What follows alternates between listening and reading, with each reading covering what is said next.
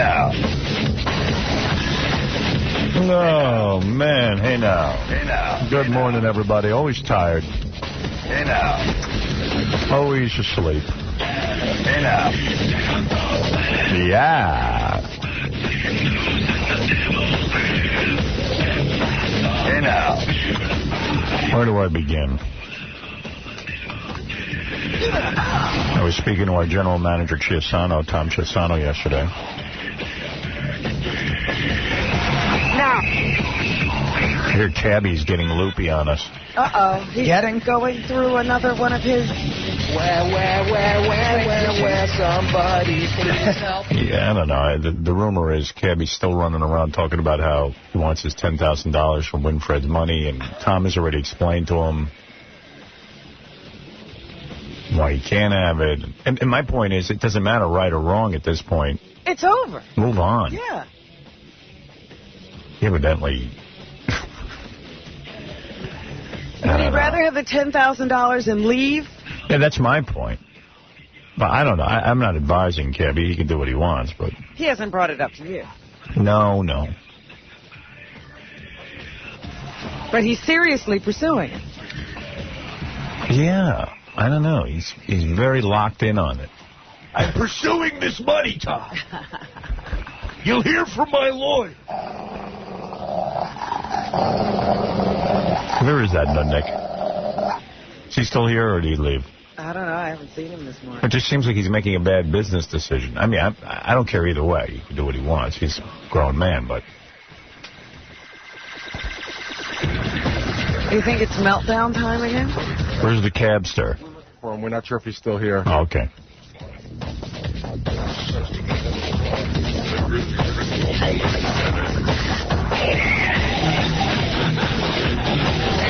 This was a good song. Should have been a big hit.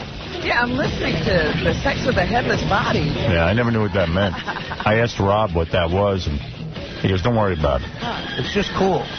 It's cool. Yeah. It's cool to say in a song, you know? Yeah. To have sex with a headless body. You don't need to explain rock and roll. Before I came in here, I get all worked up. I was reading some article from, I wish I knew where, maybe Philadelphia Inquirer, I'm not sure, or some magazine or something from Philadelphia. And we were talking about, the FCC and our problems, and Captain Jenks has mentioned it. I think it's the Philadelphia Inquirer. And they interviewed some woman. Now there's some woman from the FCC. Hey, Cabby. Hold on, I'll talk to you in a minute.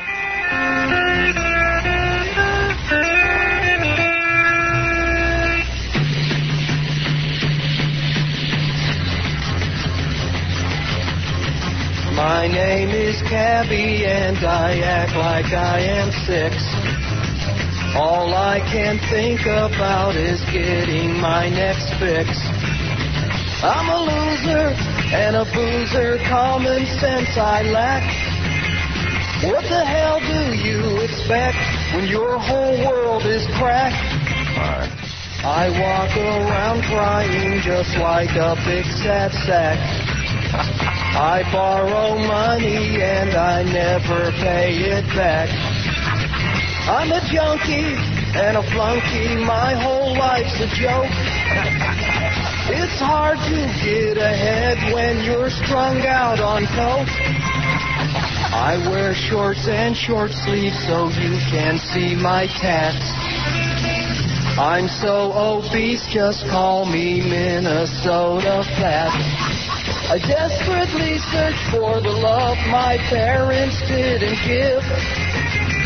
If they really loved me, I'd know where they live. Where, somebody please help me.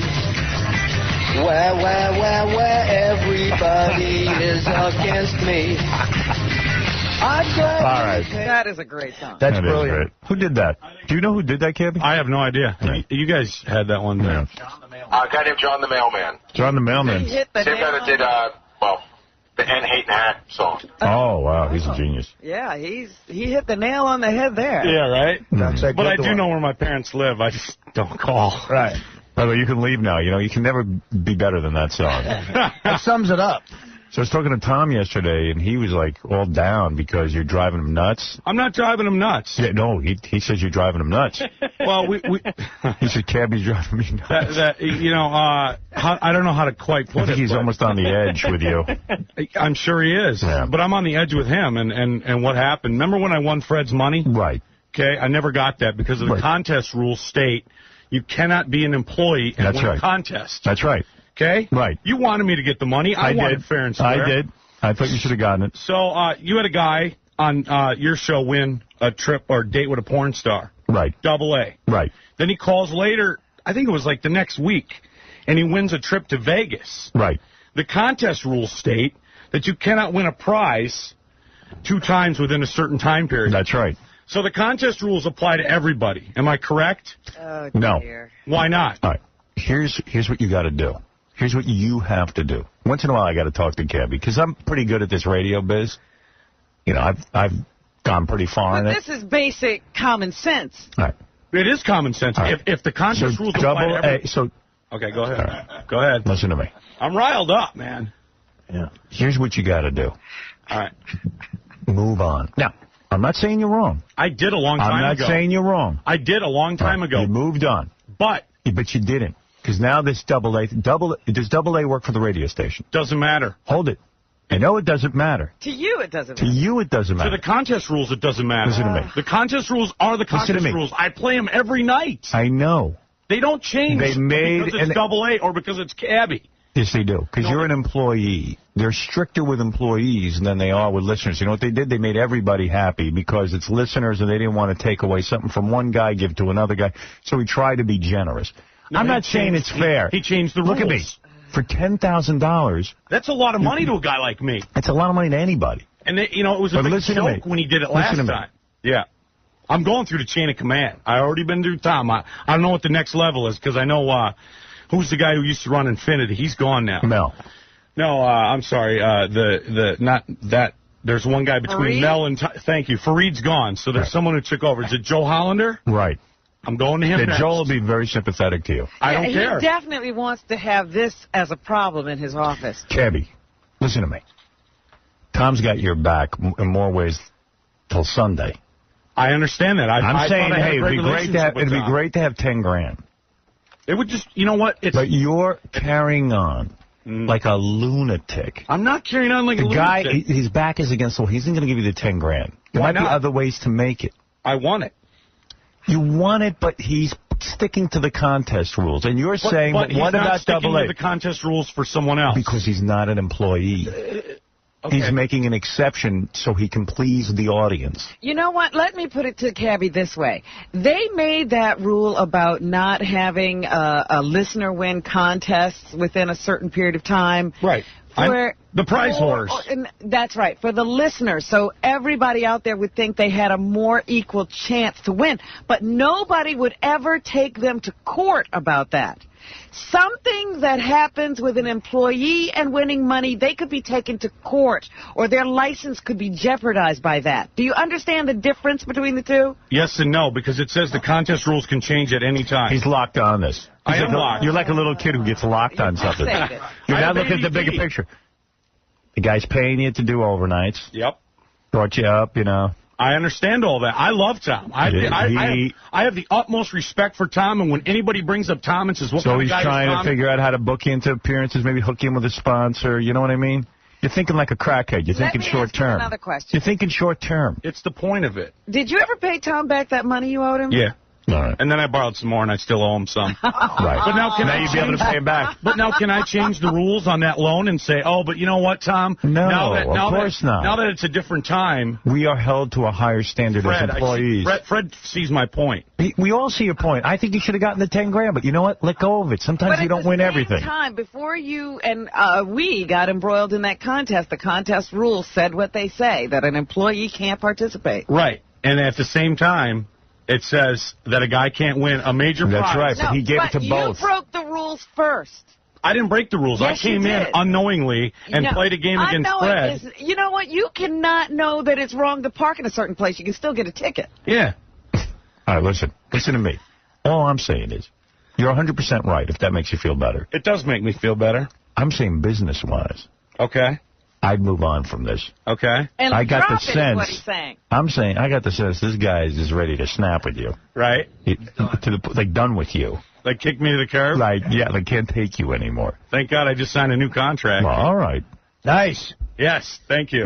Oh, that's why he's doing it. He feels safe. No, I do feel safe. But you know what? I feel safe in my abilities as well. I just think the point that, you can't change the rules mid-game. All right. You do what you want. Keep going with this. I'm going to Hollander. I just picked up some vibe yesterday because I was trying to do business with Tom, and he was like, I've had it. It got pretty ugly in the hallway. Yeah. Yeah. And what are you doing taking this up in the hallway? Well, I didn't originally plan to take it up in the hallway, but when he turned his back on me and closed the door in my face, I was like, wait a second. Tom, let me read the rules to you. Verse 7, page 6. This can come back to bite you in the ass, Cabby. This is what Howard is trying to tell you. I'm just trying to tell you. It's not worth it. I pick and choose my battles. I always have. I mean, 10 G's after taxes. What are you going to do with that? You've told me this before, to pick and choose my battles. So you're saying this is one I just walk away from? You've won enough. You've won a bunch of battles here. Important ones. This isn't even important. Yeah. I mean, money is money. Listen, I know. I hear you. At some point, you want the 10 grand. At some point, though, isn't it the point? No. No. It's never the point. Sometimes you let go of the point. This is not an important point. And you use it. You go, Tom, I'm going to let go of this, but maybe in the future say, I let go of that. Could you give me a break here? It's important to some and not important to others. No, you're making the $10,000 important. I'm saying the point isn't important, and $10,000 compared to your salary in your future is not important. Yes, Double A. Hey, Howard, how's it going? What's going on? Listen, that date with Sunset Thomas really never took place because all I had was cannolis with the broad. But did you win? Did you win something? No. What did I win? You did win. You got to go hang out with a porn star. You won a contest. Yeah, but I got a rain check. I'm going out to see her in August at the Kit Kat Ranch. Oh, so you did actually win something. Yeah, but and by the way, some of you guys are not like the porn stars agree to go on a date with these guys, and granted, you could if you know how to play it right, you'll probably get sex. Right. And the thing is, some of you dudes don't even, like Jeff was telling me, he didn't even wear a rubber with the chick. Oh, come on. Yeah, he didn't wear a rubber with especially with what's going on in the porn industry right now. Yeah, and I said to him, I even said to him beforehand, I said, you want a date doesn't mean you have to do everything. Yeah. According to the chick, he didn't do anything because he didn't get aroused. Yeah, so you really didn't need one. It's supposed to grow. I got aroused. She made me feel like sucking breast. I love the audio of her crying. Yeah. Did K-Rock pay for the cannolis? Hey, my question is... The thing is, Double A is a listener. I understand that. You're dealing with Tom as an employee. Yes, I don't believe in backing down from every battle. Don't get me wrong. I've fought enough battles. You're fighting a huge one right now. I'm just wondering about this battle for you versus all the other stuff you could get from the station because the station basically loves you. Okay. I just think you're... Hey, I value your advice, man. It's just advice, and don't ignore it if it doesn't make any sense. No, but don't ruin a relationship over... I understand. You know. And I like I said, I have the utmost respect for Tom. He's looked out for me when no one else has. Yeah, I'm saying. But, I just... But. Yeah. And by the way, I really do wish they give you the money. I think you earned it. I think you won the contest, and it was impressive. I could beat him again. I'm actually, you know what? I'm up for audition for Jeopardy. Are you really? Yeah. Good for you. To host it? Right. I sit here every time he comes in. I won. What about the second contest? You beat me. Okay, why does that never come up? Because I didn't win that one. Why does that never come up? Well, then let's have a grudge match. I would definitely have a grudge match against you. I want a grudge match. And do I get to win? No, and this time we'll put it to rest. If I win, you leave Tom alone. Ooh. Nice. Ooh. Shut your big fat mouth. Well, what does he win if he wins? Thank you. What do I get? You get a kick in the ass. Hey, wait a second. What if I said to Tom, hey, this is the way you settle. This is great. Now you got something. All right, granted you were owed the 10 grand. But maybe to help you put it behind you, to settle the grudge match. If Fred wins, you put the whole 10 grand to rest. Never mention it again. Never mention it again. All right. Which in a sense isn't fair because you won it the first time. Yeah, but let me ask you a question. If he beats me twice, I will do that. Hold on, I have another question. Yeah. Did Tom, the second time we played, did Tom say if you won, you could get the money? I don't remember exactly how it worked out. Yeah. He did say that. And I think that time you lost. I did lose. So? How many times do you want me to say I lost? No, Fred? I'm just saying. Are you angry because I beat you No, once? not at all. You won the money and then you lost the money. What I'm saying is like you're making a big stink about it. But I didn't actually I think lose what the money by the because way is wrong. What's that? I think what you're doing, by the way, is wrong. Why is that? I just do. Because you know that employees are not supposed to play for profit. Wait a second. I didn't know that. And by the way, I think he should have gotten the money. Well, I know you do. But I'm telling him he's right. But Tom is Tom is as locked as Cabby is. We all should have known he shouldn't have been playing for that money. We should have set up a special contest for him. But number 2, so we broke the rules first, then the station abided by its rules. Right. So my point is, let the guy have his shot at the 10 grand. He took a shot at it, according to Fred. But let him have another shot. He won one, I won one. Right. Let's do the tiebreaker. But we did. The second contest, I think the guy... won, yes, you did. You gave up the right to the money. I think Cabby should have gotten the original 10 grand. I always will say that. Yes, but you didn't run that contest. I didn't. Your $10,000. That's true. That is true. And I'm saying let go of it just because Tom is more locked... See, Tom thinks you're crazy, but he's crazier than you. Listen, I saw the 1,000-mile stare in his eyes yesterday when we were arguing in the hallway. Right, that's what I'm telling you. I slammed the door. He's crazy. He came after me, and I was like, wow, I was impressed. Tom isn't normal, is what I'm telling you. Well, just like Cabby's a pit bull about certain things, Tom is a pit bull. Dwayne, you're on the air. Yeah, Howard, you better tell this guy to remember what happened to Jackie. Exactly. Yeah. I got a better agent than Jackie. No, but Cabby, that's what you think. That's what everybody thinks. Tom is nuts without the enormous 3 on his neck. Right. You know, he's that conservative kind of nuts. You better watch it. Yeah. I was going to ask you, he's George W. Bush nuts. Yeah. How do you feel that the guy that's in control of the button is a huge Bush supporter? And always has been. Tom? Oh, yeah. But Tom says he's switching. Says he's not voting for Bush this time. I think. That's what he said, yeah. Although, like, Mel gets a hold of him. I think Mel's a Bush supporter. You're kidding. Mel would support Bush? Yeah. I mean, there's a lot of people who support Bush. But Mel, I'm still on the side. This is really impacting him. He doesn't think it's Bush. I do. I disagree. I had a whole argument with him. Mike, you're on the air. Hey, Howard, while we're talking about winning, how about some Kill Bill 2 money? Let's piss Cabby off some more. Kill Bill 2 money. You had He wants you to give him something. He wants you to give it to He's him. a prize bitch. Yeah. Oh, okay. I don't understand. All right. All right. So anyway, let me talk to Tom. All right. Maybe we could settle this once and for all, get you past it. All right.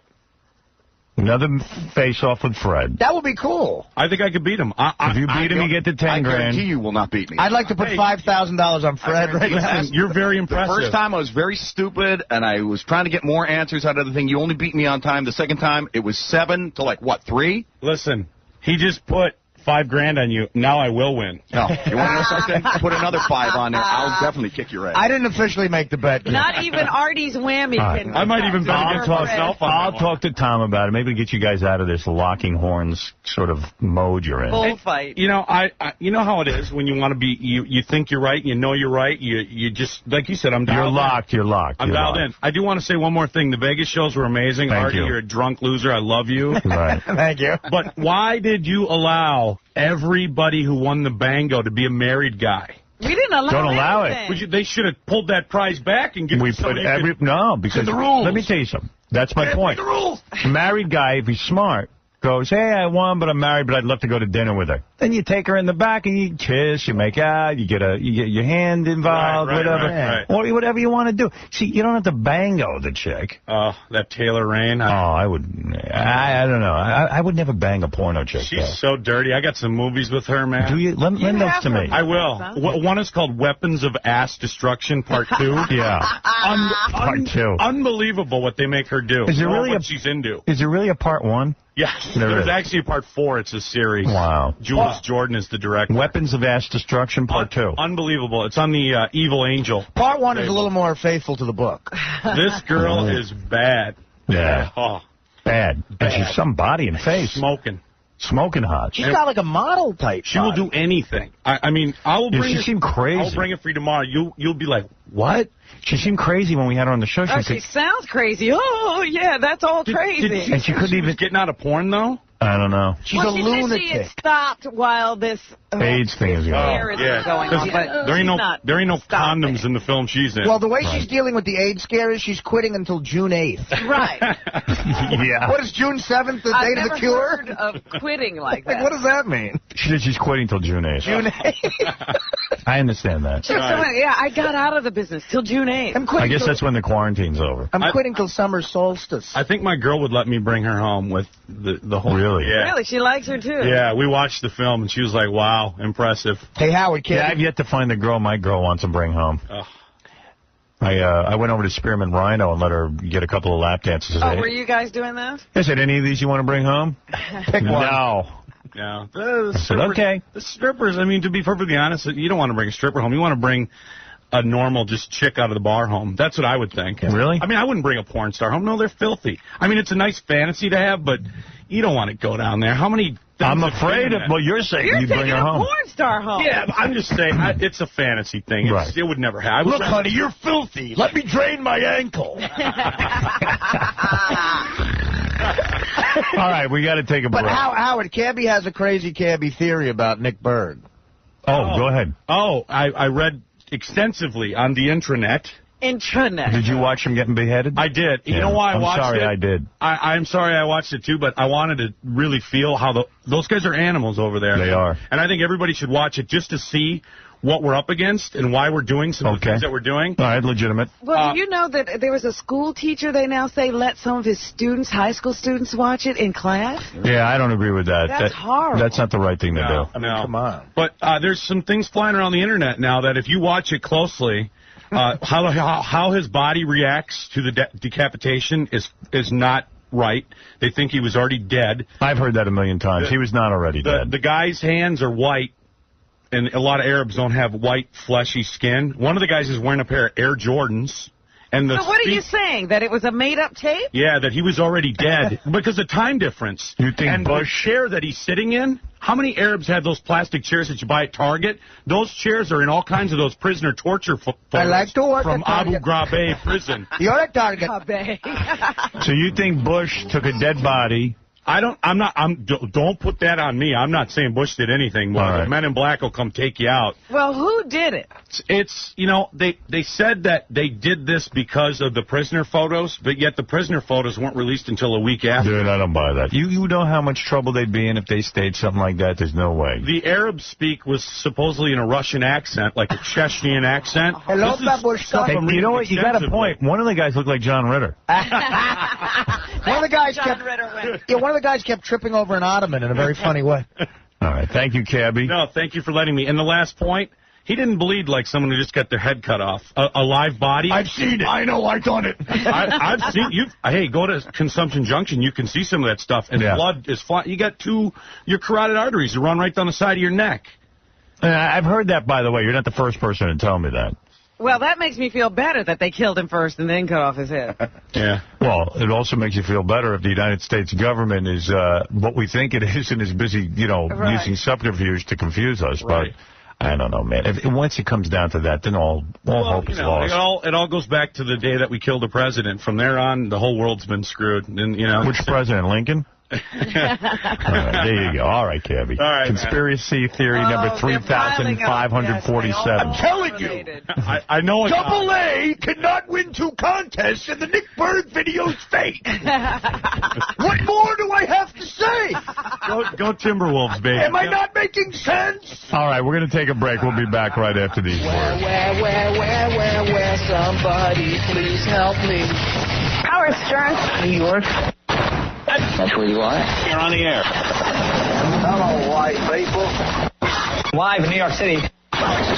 Celebrities, raconteurs, sleazebags, weirdos, lots of lesbians. 5X. What does the Howard Stern Show mean to you? Hey, it's Gary Delabate, and I guess what the Stern Show means to me is everything. I've been doing it for 20 years. I started when I was 23 years old, and I'm 43 now. It's pretty much been my life. I love this job. I love coming in every day and working with Howard. No day is ever the same. We get a guest in. He just gets the most amazing information out of them.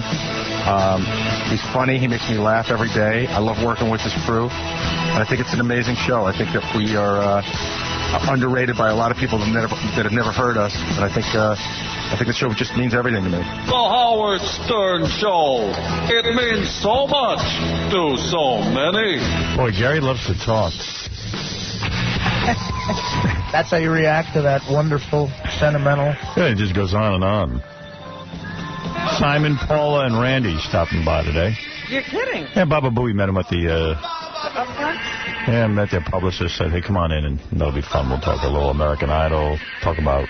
Paula's thumb. Talk about Paula's thumb. We'll talk about Randy's stomach stapling. Is her thumb still screwed up or something? Yeah, she's really into that thumb. She's going to sue some Korean beauty parlor for... I don't know if they're Korean. Come on. Well, do the math, Rob. Figure it out.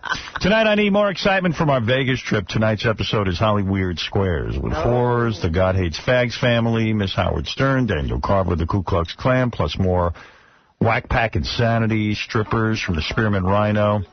Just watch it. You'll have fun. It's called Las Vegas. Hey, Greg, you're on the air. All right, how you doing, Howard? Hey, brother. Hey, I enjoyed that show yesterday. Hey, am I crazy or did Beetlejuice sound intelligent? It's kind of a touching show yesterday, you know. Yeah, I mean, Beetlejuice, I could understand everything he said. By the way, if you want to see Beetlejuice's sister and mother, go to howardstern.com. I was on there this morning. There's a couple of pictures up there. It's pretty wild. Oh, man, I can't wait. Yeah, and then that'll air on E, I guess, in a couple of weeks, too. Oh, man. I believe the Beatles' teeth are falling out. Yeah, that kind of sucks. People didn't look quite as funny.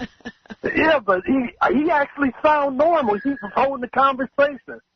It was weird. Yeah, it was weird. It was a weird show yesterday. Then Alanis Morissette. So many people came up to me and said, man, we loved Alanis Morissette. And I got a call from... Who's the guy who works under Mindy at the E! Network? Oh. The programming guy. You know him? You don't know any of those people. I don't remember his name. I've met him. Gary Snegeroff? Yeah, Gary Snegeroff called me. And is that his name? I don't know. I think so. No, I forget the guy's name. Robert Radzinski will know. What's the guy's name? You know, the programming guy. He's a good guy. Steve something. I'm going right to him. Mark Sonnenberg. Mark Sonnenberg. I told you. Mark Sonnenberg. Stephen Mark Sonnenberg.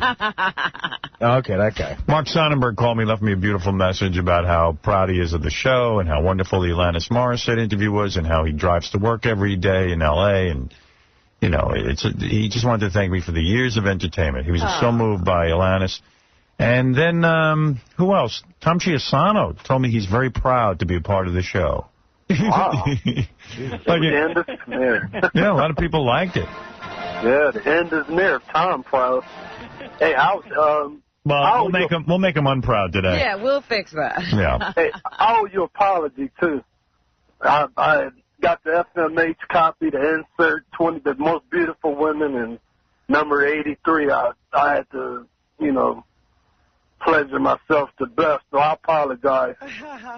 She's got a brand new FHM bikini issue coming out in August, actually. She is on the cover, so. Well, the guy feels like he cheated on you. Yeah, I'm married, man. I apologize. Hey, dude, don't apologize for that. I did the same thing. Well, that's what he said. He didn't want to do it on your girl. Beth was laying on the floor with the dog last night in some panties, and I was like looking at her, and I went, you know, I would pleasure myself to that. Hey, I'm ready to get back to work, guys. You enjoy your day. Enjoy your day, bro. God bless you. Thanks, brother. Yeah. What was I going to tell you? It's really weird the way the FCC, like, just comes after me and keeps poking me with a stick. So I'm reading I was telling you before Cabby came in, I'm reading this interview. And they get a hold of some woman who works for the FCC. I forget her title. And, you know, she's talking about how they're busy finding me and how they're... Again, we're not going to find Oprah. She says this? Yeah, she says it, too. She goes, I don't think... I wish I had the exact quote, but, you know, it's a long article, and I didn't bring it in. And she was like, well... It's on howardstern.com. You got to read this thing. It's all right if Oprah does it? It kind of like, and she goes, and by the way, I've never heard Howard Stern. This is the same woman who finds me. She goes, but the other day I did tune in to see what was going on, and quite frankly, I was shocked, not by what I heard, but that it was just so dull and boring, and I tuned out. So now she's like poking a stick at me going, yeah, it wasn't even that dirty, and I didn't. So in other words, if you listen to the show in context, you realize it's not dirty. Our show isn't dirty. I don't think I'm doing anything indecent or obscene. But sometimes when you pull crap out of context in the middle... And you've only been characterized as this is, the filth and smut that goes on. So she only proved my point more, that the show, A, is not meant for her, B, that when she tuned in, she wasn't shocked and appalled. Right, she didn't hear a darn thing. But what's even more disturbing is the woman's interview, then she's got to critique the show and punch me in the face and say I'm dull and boring. It's like... What the hell? But you know what? Some of that even is, this is a woman who gets easily titillated, right, and she's looking for it. Right. So you didn't deliver. Yeah, I didn't deliver the good stuff. I didn't talk about boobies and vagina. That's what she's saying. She's like, man, I went over there to get, get my rocks off, and he wasn't doing anything. Yeah, it was really a depressing article. And I'm like, well, this is the FCC. This is who we're dealing with. We're dealing with a bunch of human beings who are completely flawed. And Oprah. Oh. So yesterday, twice on Oprah, they used the T words for breasts. Mm-hmm. And I'm going to play you the clip because there's no problem playing it because Oprah will not be fined and neither will we. Yeah. So I guess this is okay. And the guys are going to bring it into me in a couple of minutes. We have the Oprah approval. Yeah. Here's Oprah. And she does, she's doing a show today. I heard the promo for the show. She's doing a show today on a story about a 13-year-old girl who had a year-long affair with her baseball coach or something. And she's going to interview the girl all about having sex with the coach. Yeah, and it'll be fine because Oprah's serious. That look is so bad on you because look at your shape here, and you have such a great shape, and you choose to cover yourself like you're actually on the top of these elasticated waist here. I mean, those are the most unflattering These are the kind of things your grandpa would wear. Yeah. So that's from Oprah. They aired that in prime time, afternoon when the kids are home, and I have no problem with it. Don't get me wrong, but all hell is going to break loose. You never say that. No. So, now, if that was bleeped, then again, I'm pointing out the hypocrisy. It shouldn't be bleeped. Oprah airs it, nothing happens. If I was just bleeped, if you heard edits... Then there's something wrong with this country. Yeah. And that's why I'm getting out of the radio business, because I'm being targeted and I'm being made an example of, and it's completely ridiculous. So, what can I tell you? The whole thing's a waste of time. This whole thing is a waste of time. And the only people who are out of line are the FCC and the Commission and the Bush administration, and a whole lot of them have to be thrown out with their smug little Jesus Christ, ramblings. They're all hypocrites. Bush is a hypocrite. Colin Powell Jr. is a hypocrite. The woman who I wish I knew her name from the FCC is a hypocrite. They're all a bunch of hypocrites. So, go to howardstern.com, read the articles, see for yourself. I'll post the Oprah stuff. You can file complaints against Oprah. They won't do anything. They never do. It's only against me. Wah, wah, wah. Tired of whining about it. I'll move on. Hey, Hunter, you're on. Hey, Hunter. What's up, Howard? Hey, where have you been? I moved to France. Really? Good idea. I know, it's a really good idea. Dropped off the radar. Hunter is a cool dude. I met him in California. He was having sex with... who were you having sex with? I don't even remember at what point. Come on, man. Andy Dick's girlfriend. I thought the FCC, blocked my sexual... No, dude. Hey, be proud of it. He took Andy Dick's girlfriend, who's one of the hottest chicks I ever saw. Hey, Howard, check this out. Didn't Andy Dick just get busted for drugs? I don't know. Did he? Yep. At the that music festival out for pot. Coachella. I think for pot. Yeah, I read that. He was bagging on me for whatever I was doing, and then what do you know? That guy got busted. I've never been busted for anything. Yeah. Hey, but anyway, So Hunter was doing Andy's chick, who was really hot. And then, didn't you do... What happened with Bijou Phillips or something? What was that whole thing? Me and Bijou? No, he called us from Sean's house. Yeah, that was cool. Yeah. You were at Sean Lennon's house, and you called us from the house, and Yoko got pissed off. Remember that? Oh, I remember that. That was cool. That was kind of cool.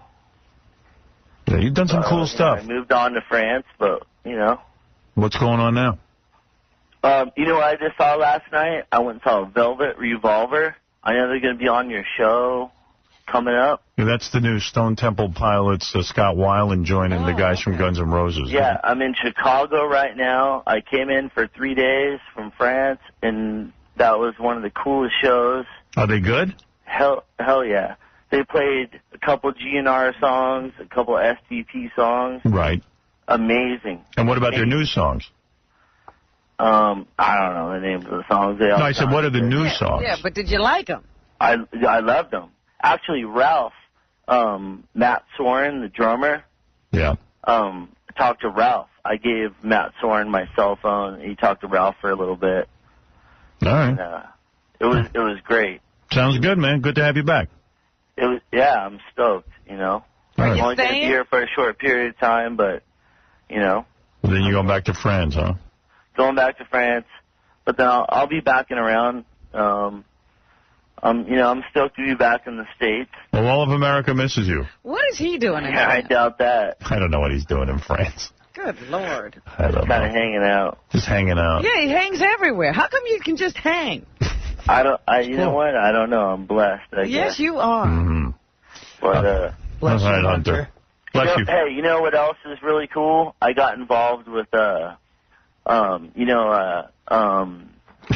Morello he used to be in Rage Against the Machine. Yeah, I know that guy. Yeah, he started a thing called Axis of Justice.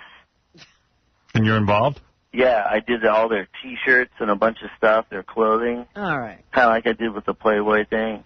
Yeah. You know, I don't plug stuff. I've never plugged anything on your thing. I'm not trying to plug anything now. Well, that's cool. I don't care. But axisofjustice.com, you know, it's like an informative thing of, like, you know, the whole political aspect of what's been going on, and you know, with everything, with the war and whatnot. All right, dude.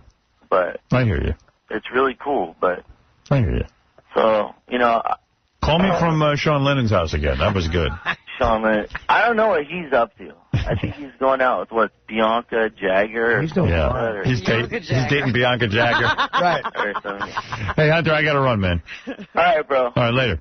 That's Hey, Hunter, good everybody. talking to you, bro. Good talking to you, too. Good luck. All right, bro. All right, later. That's Hunter. Every once in a while checks in. If Sean Lennon was dating Bianca Jagger, that would be great. Yeah. Hey, Cabby, what's up?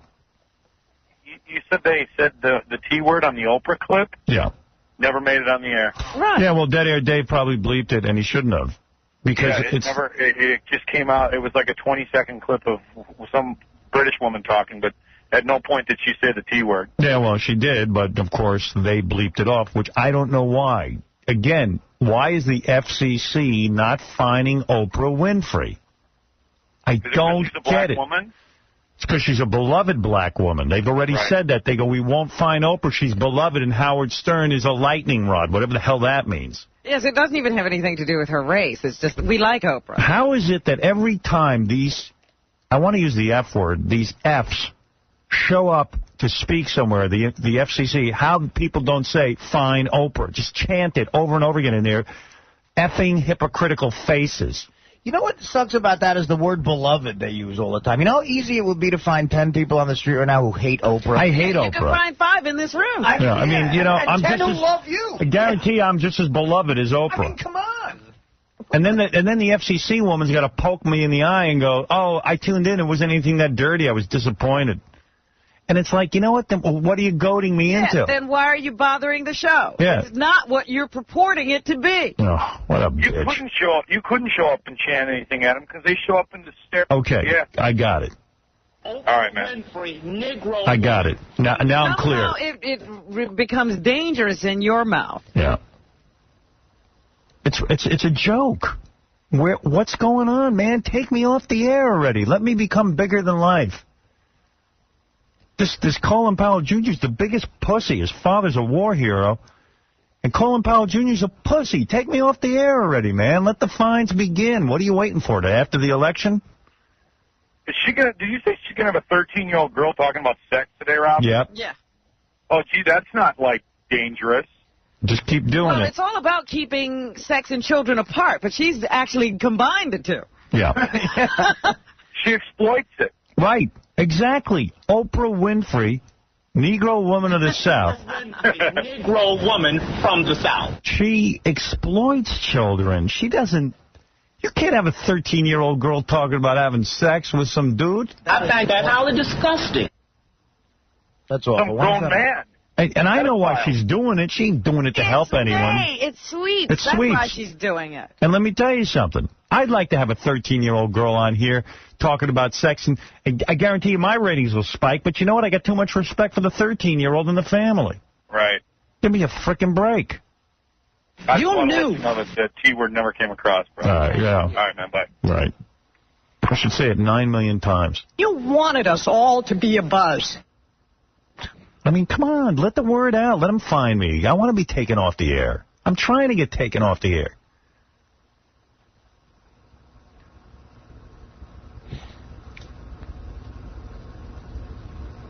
Here's the Oprah clip again. Play it. Don't bleep it. That look is so bad on you because look at your shape here, and you have such a great shape, and you choose to cover yourself by touching the top of these elasticated waist here. I mean, those are the most unflattering granite. These are the kind of things your grandpa would wear. Why are we bleeping that? Oprah's playing it, and it's fine. We will not be fined. It was on at 4 o'clock in the afternoon. The beloved Oprah's playing it. That's what I'm saying. Now, I guarantee you, I just played it again. They're going to bleep the guy. Someone tied Dead Air Dave up so he can't hit the button when I play that. Crying out loud. Tie him down in a goddamn chair. How can I fight this battle if Oprah can do one thing and I can't? Meanwhile, I don't even know what's going on in this company, man. I read these articles in the paper about Mel fighting with Sumner Redstone. Have you read those? They're fighting again? Yeah, I think Mel's out of here. Oh, man. Unfortunately, and I'm going with him. Those two can't. What is wrong with the two of them? I don't know. It's really weird. It's like there was another article. There was an article yesterday about how Mel, our boss, who, you know, the only reason I'm here, quite frankly, is upset because the other guy who owns the company, Sumner Redstone, disagrees with him about how the company should be run. Ugh. And I guess they want the stock price to go up, which I do, too. I don't know. Of course, we all do. I mean, I don't understand how this company has so much value, and the stock's at, I don't know, 37 or something? Yeah. I got a few of those shares myself. Yeah, I got shares, too. And really, the Viacom should be somewhere in the $60 to $70 range. I would like it there. Yeah. That would be nice. Wouldn't we all? But it really should. I mean, based on what they own, the radio stations, the TV stations. Book companies, movies, media of all sorts, billboards. I mean, they generate billions of dollars. So I guess everybody's like all freaked out that the stock isn't worth more money. But then I read, Sumner disses Mel again on the top job. So when the two companies merged, Viacom and Infinity, Infinity had as much assets as Viacom. Right. So Mel got to run the company, and Sumner got a guy to take over for when he drops dead, because Sumner's like 81 years old or something. But I don't know. They're fighting all the time. Viacom. It must be contract time again. No, they just finished the contract. I thought it was only for a year. No. It was for more? 3 years. Oh. Viacom chief Sumner Redstone once again failed to back his top deputy, Mel Karmazin, when asked about the company's succession plans yesterday. Well, why is he doing that? Who's better than Mel? Who's asking that question all the time? The brightest guy I know, aside Fred. Maybe he wants Fred to run the company. No. Imagine they appoint Fred. That would be fun. Would you take it, Fred? Absolutely. You would? Oh, yeah. Okay. Order of business, I'd rip that thing that's on Sumner Redstone's head off. Oh, stop that. I don't got anything against Sumner. I think it's a good team. It marked another instance of recent public comments about Redstone, by Redstone, in which he was asked about succession and did not mention Mel. And everyone in the media industry has raised eyebrows. Look at my eyebrow. You've raised your eyebrows. It's actually constantly raised over this. My eyebrows are raised. I'm not in the media.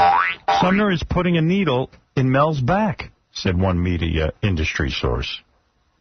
The spokesman for Viacom said Mr. Redstone has addressed succession on numerous occasions and has said the board will have a plan in the not-so-distant future. The spokesman explained that Redstone was not asked specifically about Karmazin yesterday, but that in the past has mentioned him as among the leading candidates. Oh. Can you imagine? Well, who's the leading candidate if not Mel? Who? Les Moonves, that prick? Baba Booey. Les Moonves. He couldn't overlook Mel for less. By the way, yesterday with the CBS upfronts, I didn't go. I go every year. I didn't go. Why didn't you go? Why? Because I don't want to see that snake Les. Oh. That scumbag.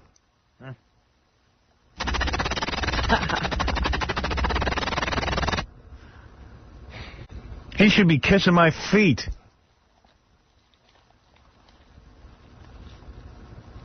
And my agent didn't go either. You know why? Didn't want to meet Les? Hell no, not the way I talk on the air. Oh, my Lord, this is quite contentious. Didn't think he could handle it? No, Les doesn't do me any favors. Les is not straight with me. Les is not straight with me. Look at Skinny Gary. Yeah, you're doing good on that trim spot, bro. What? No, I wasn't sure if you were going to talk about the upfront at all. No, I'm going to talk about it, but first I'm going to talk about this specific thing here between Mel and Sumner. The failure to make mention of Karmazin when discussing succession is curious, given that Karmazin's employment contract stipulates that if he is not promptly appointed CEO after a Redstone exit, he can walk away with millions of dollars. Mm-hmm. Should only happen to me. I know. How'd he get that? How come I can't walk away with millions of dollars? How come if I walk away, I lose millions of dollars? Right. At Viacom's annual meeting yesterday, the 80-year-old Redstone said he feels great, and a succession plan would be finalized in the near future. The dude's 80 years old. You better finalize it quick. He's an eternal optimist. At Viacom's annual meeting yesterday, Karmazin and Redstone have long been at odds. What would you be at odds about? The two ultimately made up, and Karmazin signed a new 3-year deal. If he leaves soon, and some have predicted he will. Who? Mel. How can he leave? He's got a 3-year contract. No, Mel would leave with some $25 million in salary because he can leave if Sumner doesn't appoint him. That's what it just said. I see. See? He leaves with $25 million in salary, deferred compensation, a bonus. He also holds nearly 11 million Viacom shares, including options, which are worth close to $400 million. 11 million outright shares. That's what I would do. I would leave. Yeah, that's 11 million outright, then the options and the... Viacom stock has stagnated lately, and executives are fretting about how to boost the company's market valuation. It'll go up. Wait, 11 million times 37? That's a lot of money. It seems Redstone wants to buy Time Warner. Mel's against it. Mel wants to buy CNN. See, that proves Mel is one of those type A personalities. If I had that... You wouldn't be working anywhere. I would be by the pool. You know, I must be type A. Yeah, no, that's what I mean. I'll tell you what, though. I'm type D, I think. Yeah, because my agent called me yesterday and he said, I think he's nervous that I'm going to quit in 18 months. Well, he feels that he doesn't know what you're going to do. Yeah, he talked to you, too? Of course. Yeah, he talked to... he's talking to everyone. And I don't know what I'm going to do. I don't think I want to do this anymore, but he started laying it on me. He goes, you know, you leave this radio show, then a lot of the other things we're doing, you know, lose momentum. I go, yeah, so that'll be the way it is. Maybe you've changed to type B. I'm trying. And he does get me worked up, though. He's good at it. Because I get like, you know, maybe I shouldn't. Do you have a number in your head, age-wise, where you say to yourself, there's no good reason for me to be working at this age? Yes, I do. And what's that number? 40. Yeah. Do you say to yourself, like, okay, when I'm 60. I got to tell you something. Every morning I wake up. It's hard, man. And I just get like, what am I doing? I'm beat. Like, what could I be doing today if I wasn't doing this? But be happy. Your father worked, what, till he was 64, 65? No. My dad retired in his 50s. He was forced into retirement. He retired early. You mean he hasn't been working since 30 years? Your age? Yeah. And you know what he says to me? What? It's the greatest thing ever happened to him. Because I don't know why I bothered working at all. They had to force him out, and it was the happiest day of his life. And my dad was type A. Like, when he lost his job, he was like, I got to find another job. And every day you go, I'll find one tomorrow. And he's still looking. You know? Yeah. He'd never find one again. Yeah. And Howard, there's no way you'd consider afternoons? Oh. Nah. Is that Vegas schedule all the time? Of course, I'd be dead in a week, but... I don't know. That's not prime time. And then, you know, I've heard from a lot of other companies about coming to work for them and stuff. But I don't know, man. I'm just tired of the BS. I mean, I like being on the air, but they've ruined it. I mean, I just played the Oprah clip twice, and they bleeped it twice. Well, just like Alanis Morissette said, we've lost ground. Yeah. And I don't know that I want to fight the fight all over again? Yeah. You know, it's funny. We absolutely have lost ground because Benji gave me some song parodies that some listeners sent in. Yeah. And he gave them to me, and I gave them back to him. I said, we can't play this. Yeah, I know. It's crazy. And he said to me, could we have played this a year ago? And I go, probably. Yeah. We probably could have a year ago. What were they about? It was about Robin. Oh, it was just a guy who wanted to do Robin, and it was like a funny bit. Yeah, and I mean, that's the point. I mean, I don't want to be censored like this. And the guy doesn't even really ever, in the song, he doesn't really get... graphic. But he gets descriptive, but he never says, like, I want to bang Robin or something like that. But it's just way too descriptive. About her breasts, about her vagina. Yeah, about her vagina a lot. Yeah. Oh, my. Sounds I'd like to hear it. I'll play for you during the break. Great. Yeah, he wants to be entertained alone. And lately I've been throwing stuff up on the internet that I can't play on the radio, and I'm like, well, what is this? Am I doing an internet show or am I doing a radio show? It's ridiculous. And then I play an Oprah clip from her show yesterday, and Dead Air Dave's back there bleeping. Right, what she can do, we can't do. Oprah's dirtier than I am. Ridiculous. Now, that's sad. Yeah. Oprah, and The Tonight Show, by the way, uses the T word, too. Used it the other night. I'm telling you, this is insane. I'm the one who's being chosen to be selectively chosen. We're not targeting Howard. No, we don't selectively target anyone. BS. You talk about the T word in a funny way. That's no good. Yeah. Oh, that's right. Always be serious when you're saying right. T. And by the way, that woman wasn't even being serious. No. Listen, and Oprah brought her on because she fascinated. You heard that little rumble that went through the audience when she said it. When she said the T word, the audience started snickering. Yeah, but I think most people you talk to would prefer something to be funny. Yeah, well, it can't be funny if you're going to restrict my language, because you know what? The language I use to be funny is not pretty. I mean, if something's funny... And by the way, the Oprah thing was not... It was a pre-recorded segment that they did. They chose to leave that word in. They didn't bleep it. They didn't do a thing. They know that woman. She uses the word every time she's on the show. But if I was Oprah, and she uses that word because that's why they have her on. Yeah. To me, and if I was Oprah, I'd do whatever I want, because you know what? They're saying we can't find Oprah. She's too beloved. That's some explanation. Oprah's now a shock jock. So what do?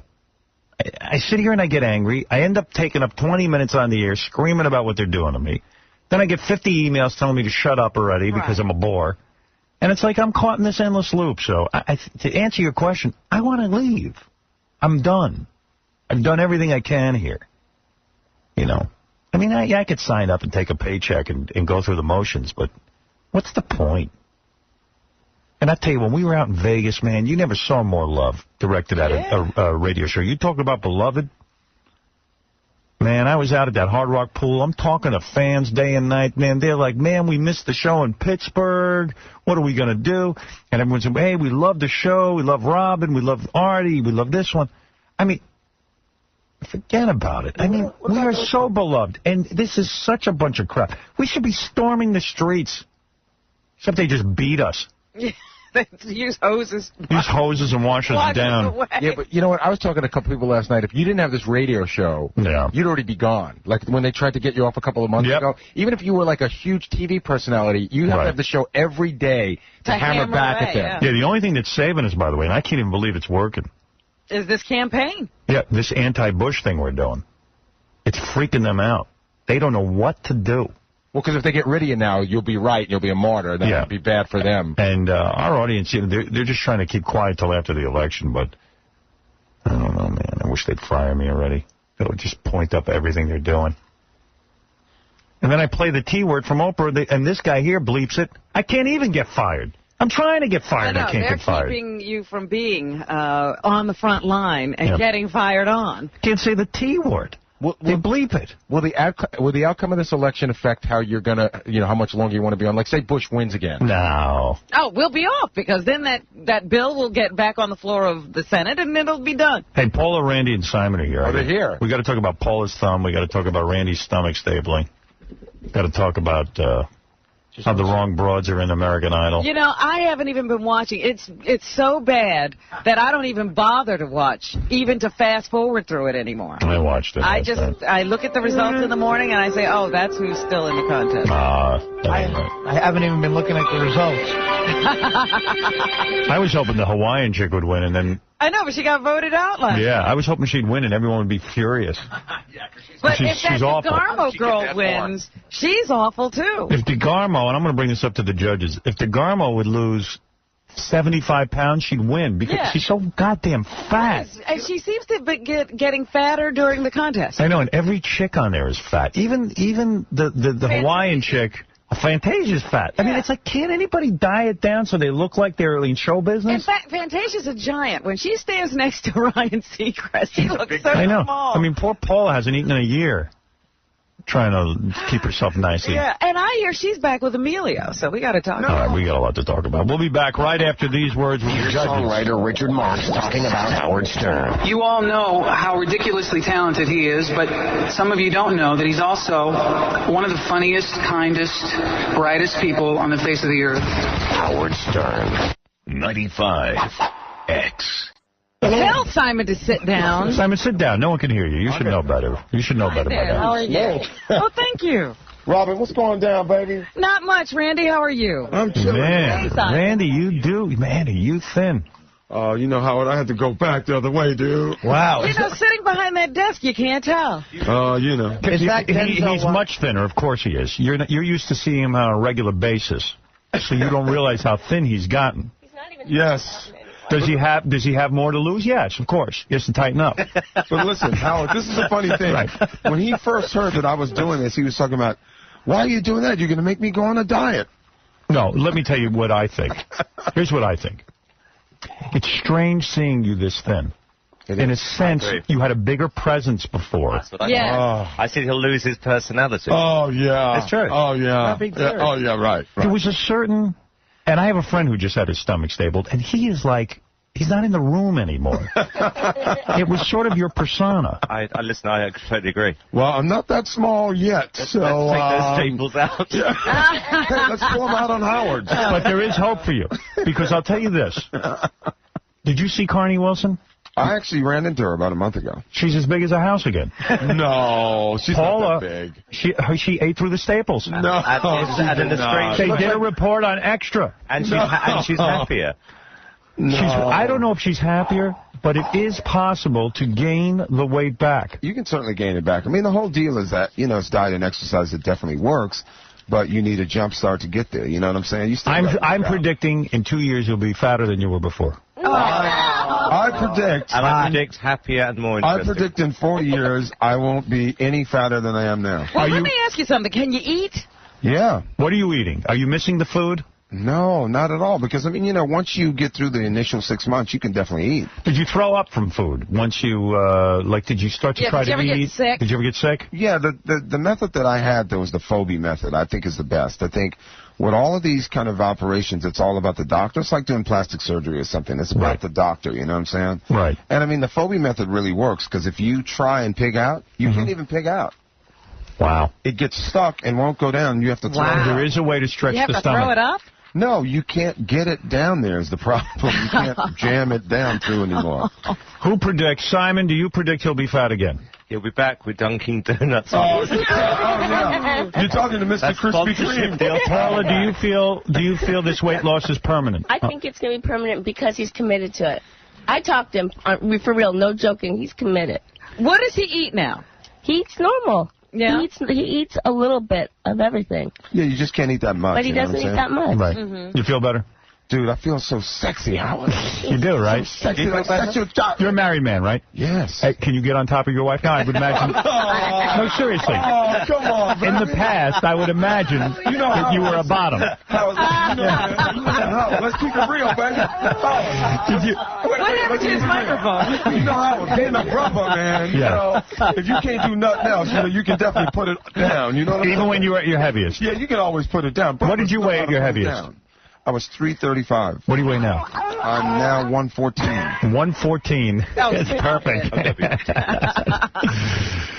So, anyway, Simon's saying, how can he be 114? Is that stone? Is that what he's stone? 114. All right, I don't even know who to talk to first. Let me go to Paula. Paula, there is so much to talk about. Wow. This has been quite a season. You know what? Can I just say something? It's really weird. Yeah. You don't know how much you've been looking forward to coming on this show. Really? Yeah. I find that odd. Paula likes me. But that's odd. She does. Why is that odd? Because you shouldn't. Because Paula... She's going to make fun of you. I'm not going to make fun. You are. There you say Simon, you don't know what I'm going to do. Paula didn't have staples. We make fun of you, Simon. You know why you all like coming on the show? Because I allow you to have the real conversation you would like to have with one another. That's right. There you go. All of you have been avoiding talking about Randy and how he looks. And Simon, talk to Randy about what you think about his stomach stapling. Say it for real. Well, I've told him. You know, I like him. For me, he was like a very large comfort blanket. A comfy couch. No, a sofa. A very nice sofa. I still like him. Are you happy for him? I don't think he's happy. Right. And don't you think, have you seen a personality change in him since he had a stomach staple? He's not the jolly guy he used to be. He's sexier. No, it's like at least he had his way to fall back on before. Right. Now it's like, what do I have? Oh, I think it's more... Paula, you work very hard at being thin. Doesn't it make you angry that people can now staple their stomachs and, in a sense, take a shortcut? You starve yourself. You went through anorexia. You try to stay thin and trim. I know. I'm happy for Randy, and I don't care. You don't care? I don't care. I care. The truth of the matter is, I don't like it. But Howard, man, keeping it real, baby. Yeah. If it's going to help my life. That's right. That's selfish. Selfish. Yeah. Right. Do what's good for the show. Yeah, right. All right, Paula, let's get to you. All right, what was he eating before, though, that he couldn't stop eating? Everything. Yeah. This is a wild show, man. Listen, let me tell you something. It's about health, baby. It's about health. When he went to a restaurant. It's about health. I want to talk about American Idol, but that's at the end. I want to let you guys personally. Personally. All right, Paula. Yes. We'll address the thumb, and then we're going to go to your love life. Let's go.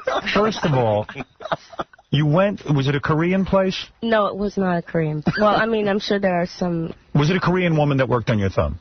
I believe she's Korean. I knew it. What did I say? I can't believe you pegged that. I was like, in Beverly Hills? Well, who gets their nails done by anyone but a Korean? I don't know if she's Korean. How do you know? How do I know? Yeah. You get your nails done by a Korean? I have never got my nails done, but I walk by these places all the time, and it's Korean. There's no white broads doing it anymore, right? Yeah, you can't find a white. You can't find a black broad doing it. Yeah, that's... Every once in a while, you may get it. I do. There's two of them near my house. It's always full of Koreans. And they're all illegal. That's right. These Koreans. All right. It is your right hand or your left hand? My right. Your right hand. And what happened? I was hurt.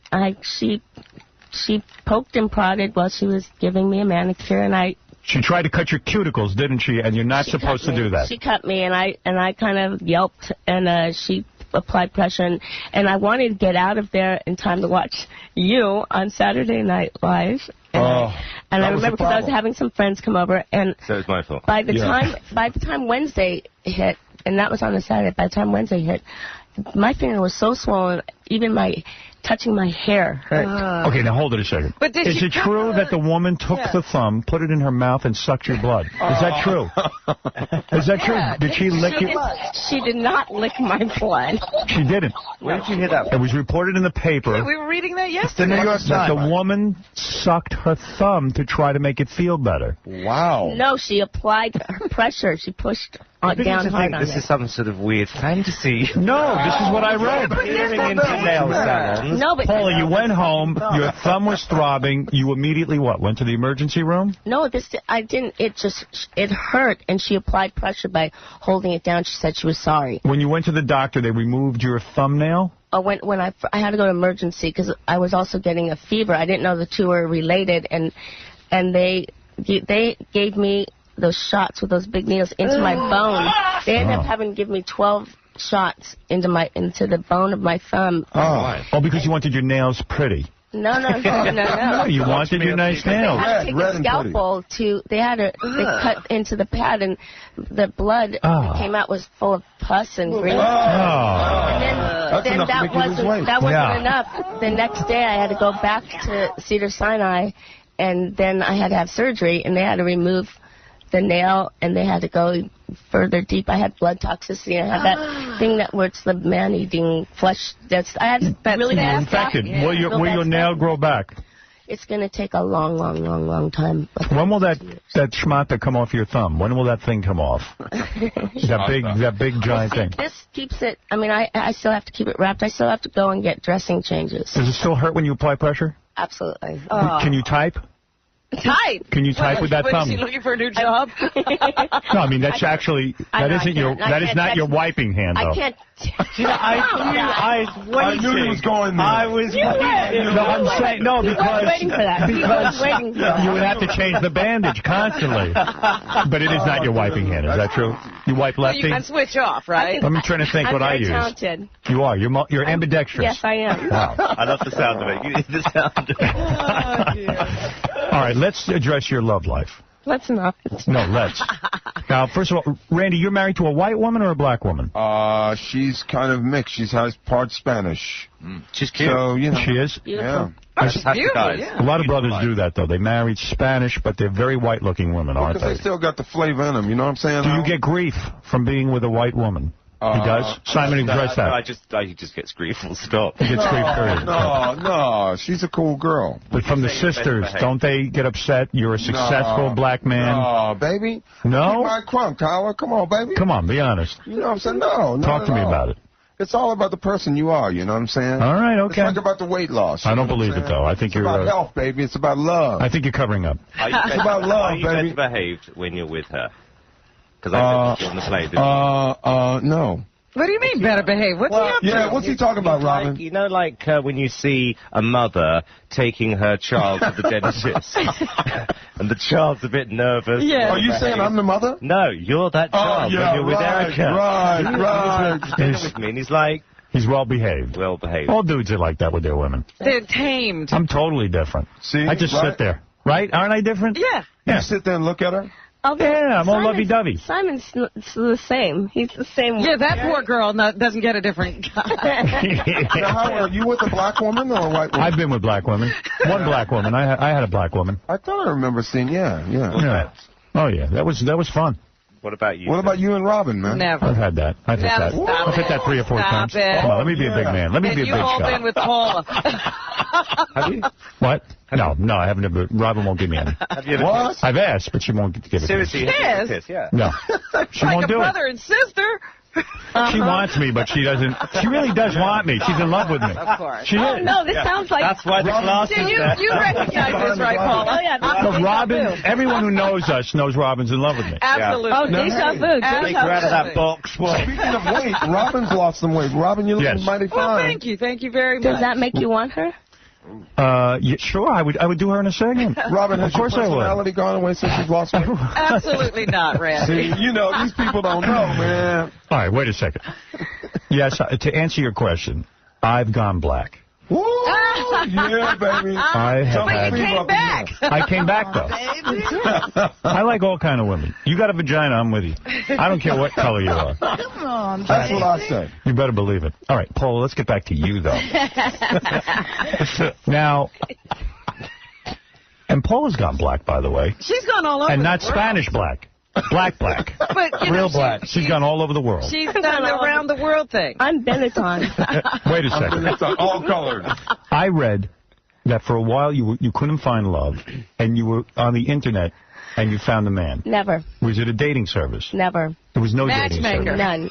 Then there was some dude, a businessman, who you were absolutely in love with. You were running around with him, photographed everywhere. What happened to that guy? It didn't work out. Didn't work out. Why? Various reasons. He doesn't live where I live. He lives in Scottsdale. So you gave yourself to him, he used you up, and then he left. Basically. Wow. That's horrible. We were suspicious of him. Yeah. They were. Really? They were. He wanted to go around and say, hey, guess who I banged? Paula Abdul. I want to do that, too. Oh, you still want to do it? Was he upset by the thumb? Did he leave when you got the thumb thing? You weren't perfect? Yeah. There's something wrong with you? Is that what happened? How do you know that? No, seriously. That's what happens. Is that true? Well, no, this was before the thumb. All right, okay. So he's gone, and Robin says to me that Robin? Yeah.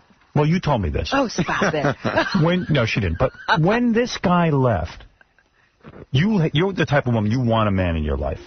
You need a man in your life. Here we go. Let's the music. Right. Now, you immediately went back to Arsenio Hall. What? That's right. I have not seen or spoken to Arsenio Hall in about 3 weeks. 7 years. The rumor is that you went back to him and then he gave you the heave-ho. Excuse me. Go ahead. Yeah. Excuse me. Yeah. Is that not true? Is that not true? That's not true. Not true? Not true. Not spoken to him or seen him in 7 years. All right. You'll be hooked up to a lie detector test. Please, bring it on. Okay. And then, now you're calling Emilio Estevez your old boyfriend. That is the funniest thing I've ever heard. You have not called him. I haven't seen or spoken to him. Actually spoke to him on the phone by accident. You spoke to him. No, because he was at a restaurant sitting next to one of my best friends. You do not want to go back with him? No. Robin, where did you hear this? It's in the tabloids this week. It's in the tabloids this week. See, I believe that stuff. Honestly, God. I'm with you, actually, Howard. You do believe it? Yeah. There's more than a grain of truth there, I think. I believe Paula, because no one in America has seen those two guys in the last 10 years. Thank you very much. She doesn't know where to find them. What the hell over there? All right, Baba Booey has the facts. Go ahead. No, I don't know the facts, but I want to ask him something about Emilio. Remember that girl we had in San Phillips a couple of weeks ago? Yes. And she said she used to date Emilio? Yeah. She said that he had the biggest one ever that she ever. Is that true, Paula, that he is the biggest? Well, No? I plead the fifth on that one. No, you're nodding no. I don't think so. She looks stunned. Well, you must have had some big ones then. Arsenio was big. 12 inches isn't big enough? First of all, that's not even true, that thing. That's not true. What's not true? Help a guy out. Bigger. Say it. Arsenio is bigger? Let's not even go there. Who is bigger, Arsenio or Emilio Estevez? Finally end this whole feud. Paula? Neither. Who is? Both of these two. That's true. Have you ever seen Simon naked? I've seen both of them. You have not. Truth. Is that true? Be told. You saw Simon and Randy's penis. By accident. What kind of an Is that accident true? is that? Walked in on us. Unfortunately. Is that right? By accident. And Simon is big? Both of them are. Randy is big. Both. How do you do that by accident, though? What happened? What were they doing? Were they having sex with each other and you walked in? No. We do a pre-show ritual. And Oh, no. So you are here. I won't even begin to tell you what they do before the show. All right. So you're saying that you no Arsenio, no that you didn't dump Arsenio or he didn't dump you and Emilio Estevez. You're not doing I've not seen either of those guys in 8 years or plus. After the businessman, have you had sex with anyone? Wow. Let's be honest. Listen, she's a grown woman. We can ask. See, this is either I'm going to sound pathetic or it's going to help me. Go on. Go on, tell the truth. No, I haven't. Keep it I've real, been baby. busy working, and I haven't even gone on a date. Can't believe it. Wow. But you know what? Does that make me pathetic? No, because girls are like that. I'm gonna do it. The second I'm single, I'm hopping on top of something. That's how guys are, I think. And the reason is because our self-worth is who we're dating. You understand? Yeah, I do. We have poor self-images. But women are healthier. I'm okay with myself, you know. Wait, Arsenio Hall is on the phone. What's that? Yes, Arsenio. Hey, Paula, you left your panties at my house. I knew it. There you go. That's not funny. You're right, it's not. That's not Arsenio. That's a great impression. But have you called John Stamos? You know, now he's single. Yeah, would you call John? Oh, poor John. Who's John? Is he doing poor okay? John. He's fine. Yeah. Please. No, poor John, the fact that he has to go through the media stuff. That's all. Please. He loves it. He's happy to be in the media. Poor John, that good-looking millionaire. Did John used to take you to Disneyland all the time when you were going out? We did go to Disneyland. Yeah, that's his move with chicks. Okay. Yeah, you always look hot if you're standing next to Goofy. That's a good move. Yeah. I should do that. Who's bigger, Emilio Estevez or John Stamos? And I've seen John naked. You know what? You have? That son of a bitch, I swear to God, I could have killed him one night. How'd you see him naked, Howard? All right, listen to this. One night I'm up in my apartment. My girlfriend's in her panties. Rebecca's naked. Rebecca's in her panties. What a story. All right. I end up in bed with Rebecca. We're both naked. My girlfriend's in the tub. John gets in the tub and pulls his underpants off. He gets completely naked and to the the tub? dude is pretty well hung. Really? I pulled my girlfriend right out of there. That's a true story. Yeah. That's such a true story. Sounded very true. You're damn right it's true. Who would make that up? Why is that sound effect in the background? That's the sound of wood. Woody. That's John getting the morning wood. Who is bigger? Did your girlfriend know that you were in bed with the other girl? I was in bed, but we weren't doing anything. Rebecca jumped in. Why? You guys just have... We were just talking. This We're way the friends. story I never gets laid a hand on her. I'm really into my girlfriend. Rebecca loved you, right? But we were this other guy partying. We were was having a good hitting time. on your girlfriend. I've heard that happens with you guys. He wasn't hitting on my girlfriend. It was, I swear. But he just got into But he just got naked? What was the naked thing? I wasn't naked. I'm small. No, I'm not he gonna got Your girlfriend out because you were afraid of the big one. Yeah. You ever see this guy? He's as pretty as they come. No, but I'm not being rude, but You're in not. England, that's hitting on someone. You know, when a guy gets into a tub naked with... Yeah. I was in bed with the guy's wife. But you weren't That's naked. okay then. Of course. Were you naked? That explains it. I might have been naked in the bed, but I didn't lay a hand on her, and he didn't lay a hand on my girlfriend. This is where the story... In the bed Did he with touch his you? wife. This is where the story gets a might little have. sketchy. The story's a little sketchy there. I swear nothing happened. People say That's you why I guys said are it. weird. I'm This is normal. weird. We're normal. No, it wasn't I love weird. the way he's saying it to us all exasperated. Yeah. No, I mean, I was just in bed with this girl. Yeah, and but I- you're and he got into the tub with my saying girlfriend. you That's jumped normal. out of the bed to grab your girlfriend out of the tub. Yeah, it was just getting too weird. Everyone's naked. There's hot tubs. I'm a straight shooter. I don't do weird stuff. This was the weirdest thing that ever happened to me. I knew those two were in And trouble. it had to be with John Stamos and Rebecca. Well, I knew they were in trouble years ago when I saw that. I knew they were headed for divorce. There's no way. All I know right, who now. you're talking about now. Yeah, you know. Oh, Simon, come on, get with it. No, I'd never heard of him before. Really? John Yeah. who? You know, Full House. Oh, yeah, well, you were in England. Yeah. All right. Yeah. All right, let's talk about American Idol for a second. You sure? I think they're screwing some things up this year. Okay. How? All right, number one. First of all, Elton John saying that the show was racist was bad. He shouldn't have said that. You know why he was wrong?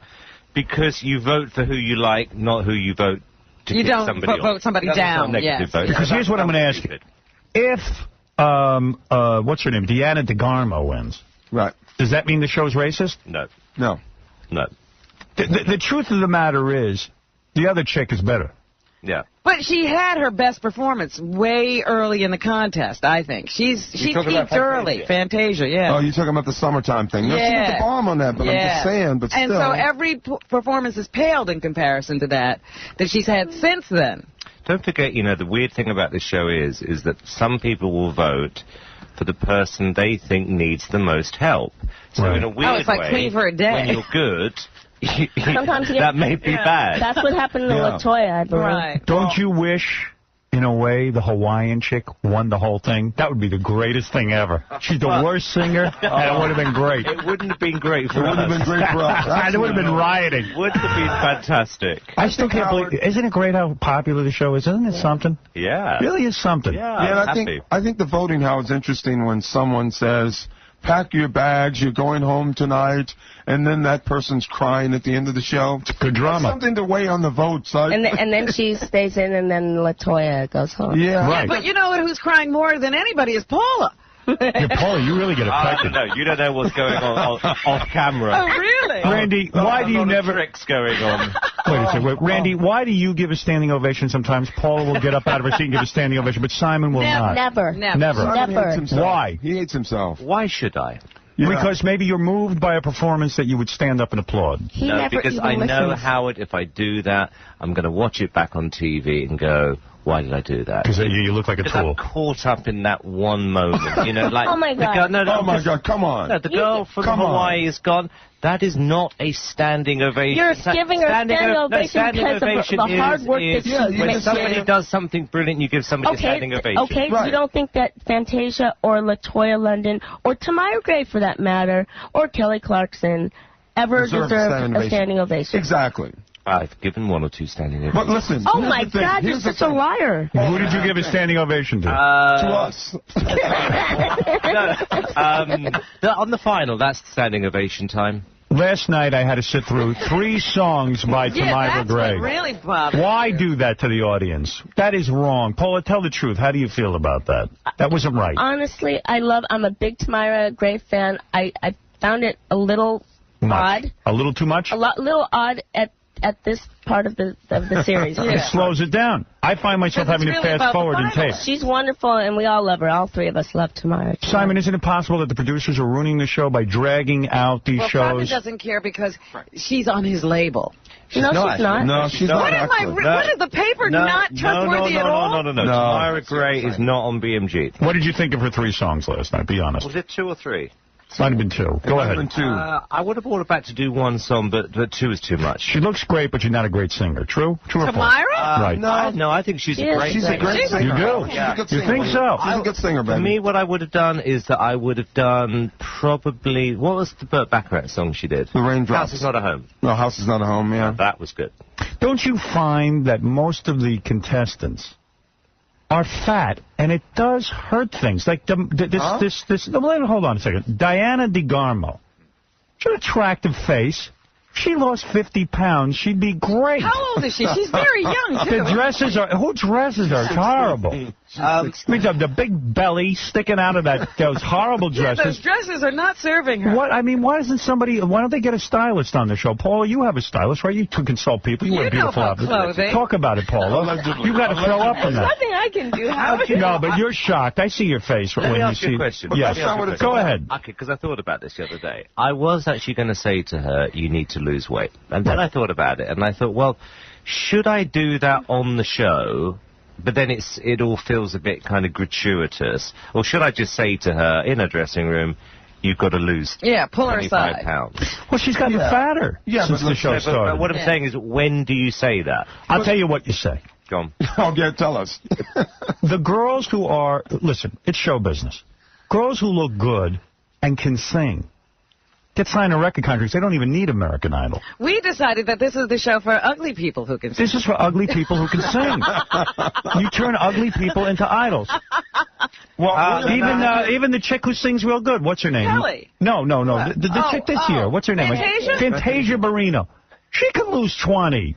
She's the size of a linebacker. Paula said to me last night. What did Paula say? Say it. Oh, yeah. She looks like Fred Flintstone. She looks like Fred Flintstone. Paula said. You are such But listen.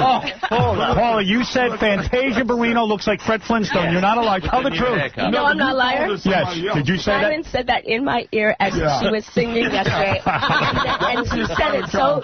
He said it. He goes, she looks like Fred Flintstone. And he said it so loud. And he said, that's why I was saying in the middle of the show last night, while I was trying to talk, I said, stop being so rude. Yeah. Simon, why didn't you say that to her on the air? Exactly. Then he could tell others. Yeah, Simon, why he could tell others. Randy, why don't you staple these girls in their sleep? With a gun, an automatic gun. Yeah, do something. Can I say something? Yes, go ahead. It is based on looks, too. No, it's not. A pop career. Paula knows. Howard. Not based on looks. Stop it, Randy. We just put a lot of attractive girls through. Where? Who is attractive? Kelly Clarkson has an ass the size of a hippopotamus. About Kelly. All right, who are you talking about? Earlier on in the rounds, what happens is a lot of these singers, they get voted by people who go, you've got talent, you need my help, which is why they pick up the phone. It happens. What happened to the dwarf this season? Why was she not featured? I wanted her. I would have watched every episode. Why did you eliminate the dwarf? What happened to her? She wasn't good. Oh, she was you didn't show her elimination. Why?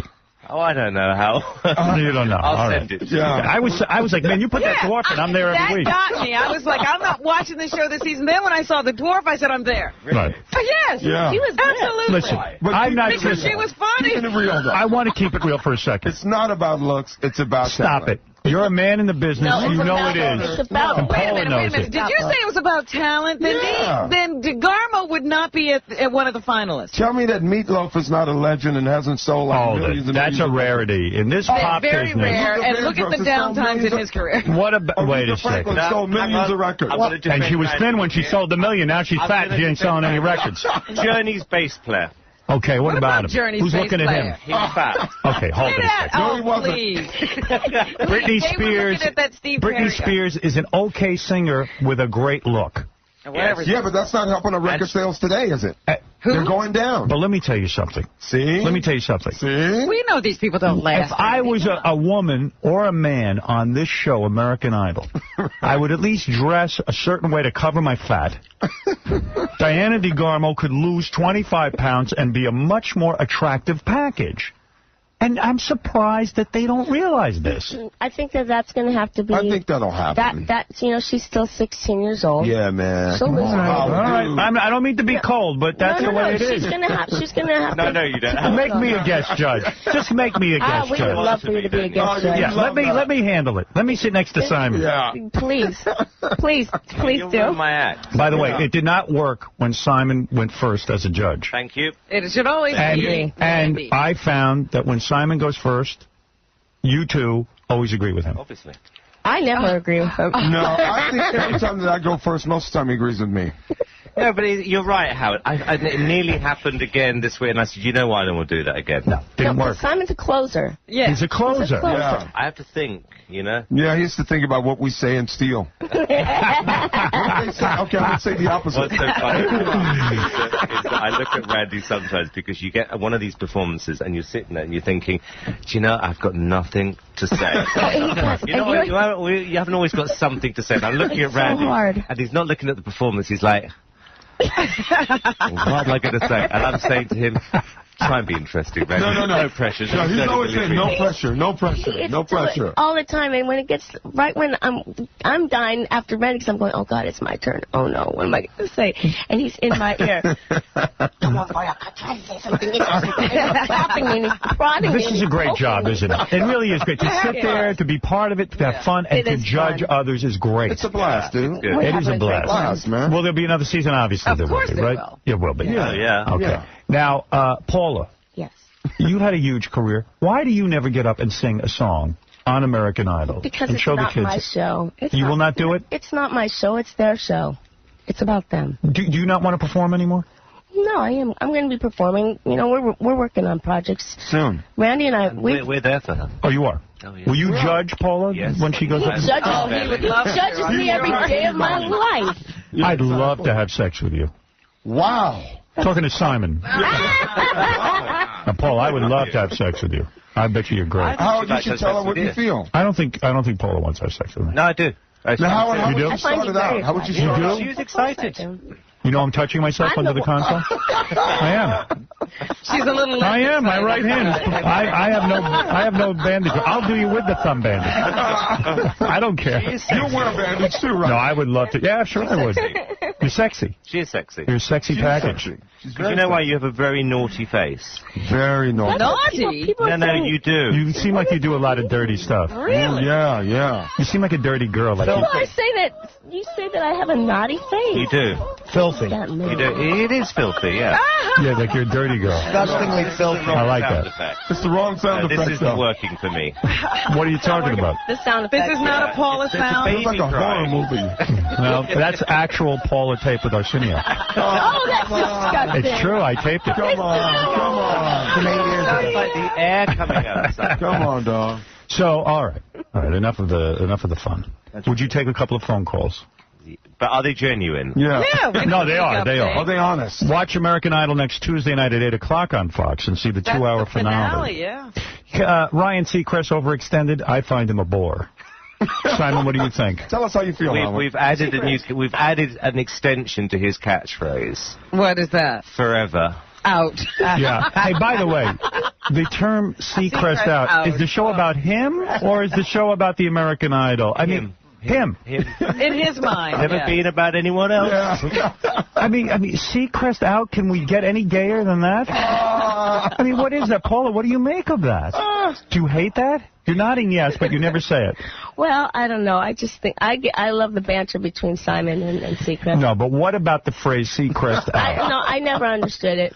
I know what it is. He's just trying to be cool like me, the dog. You know, he's trying to get a phrase, a catchphrase. It's like the dude dog. But even Paul was buying into it, calling him Seacrest. No. First of all, I laugh at him. That's right. When I see Seacrest out. Yes. Who the hell is he to say Seacrest out?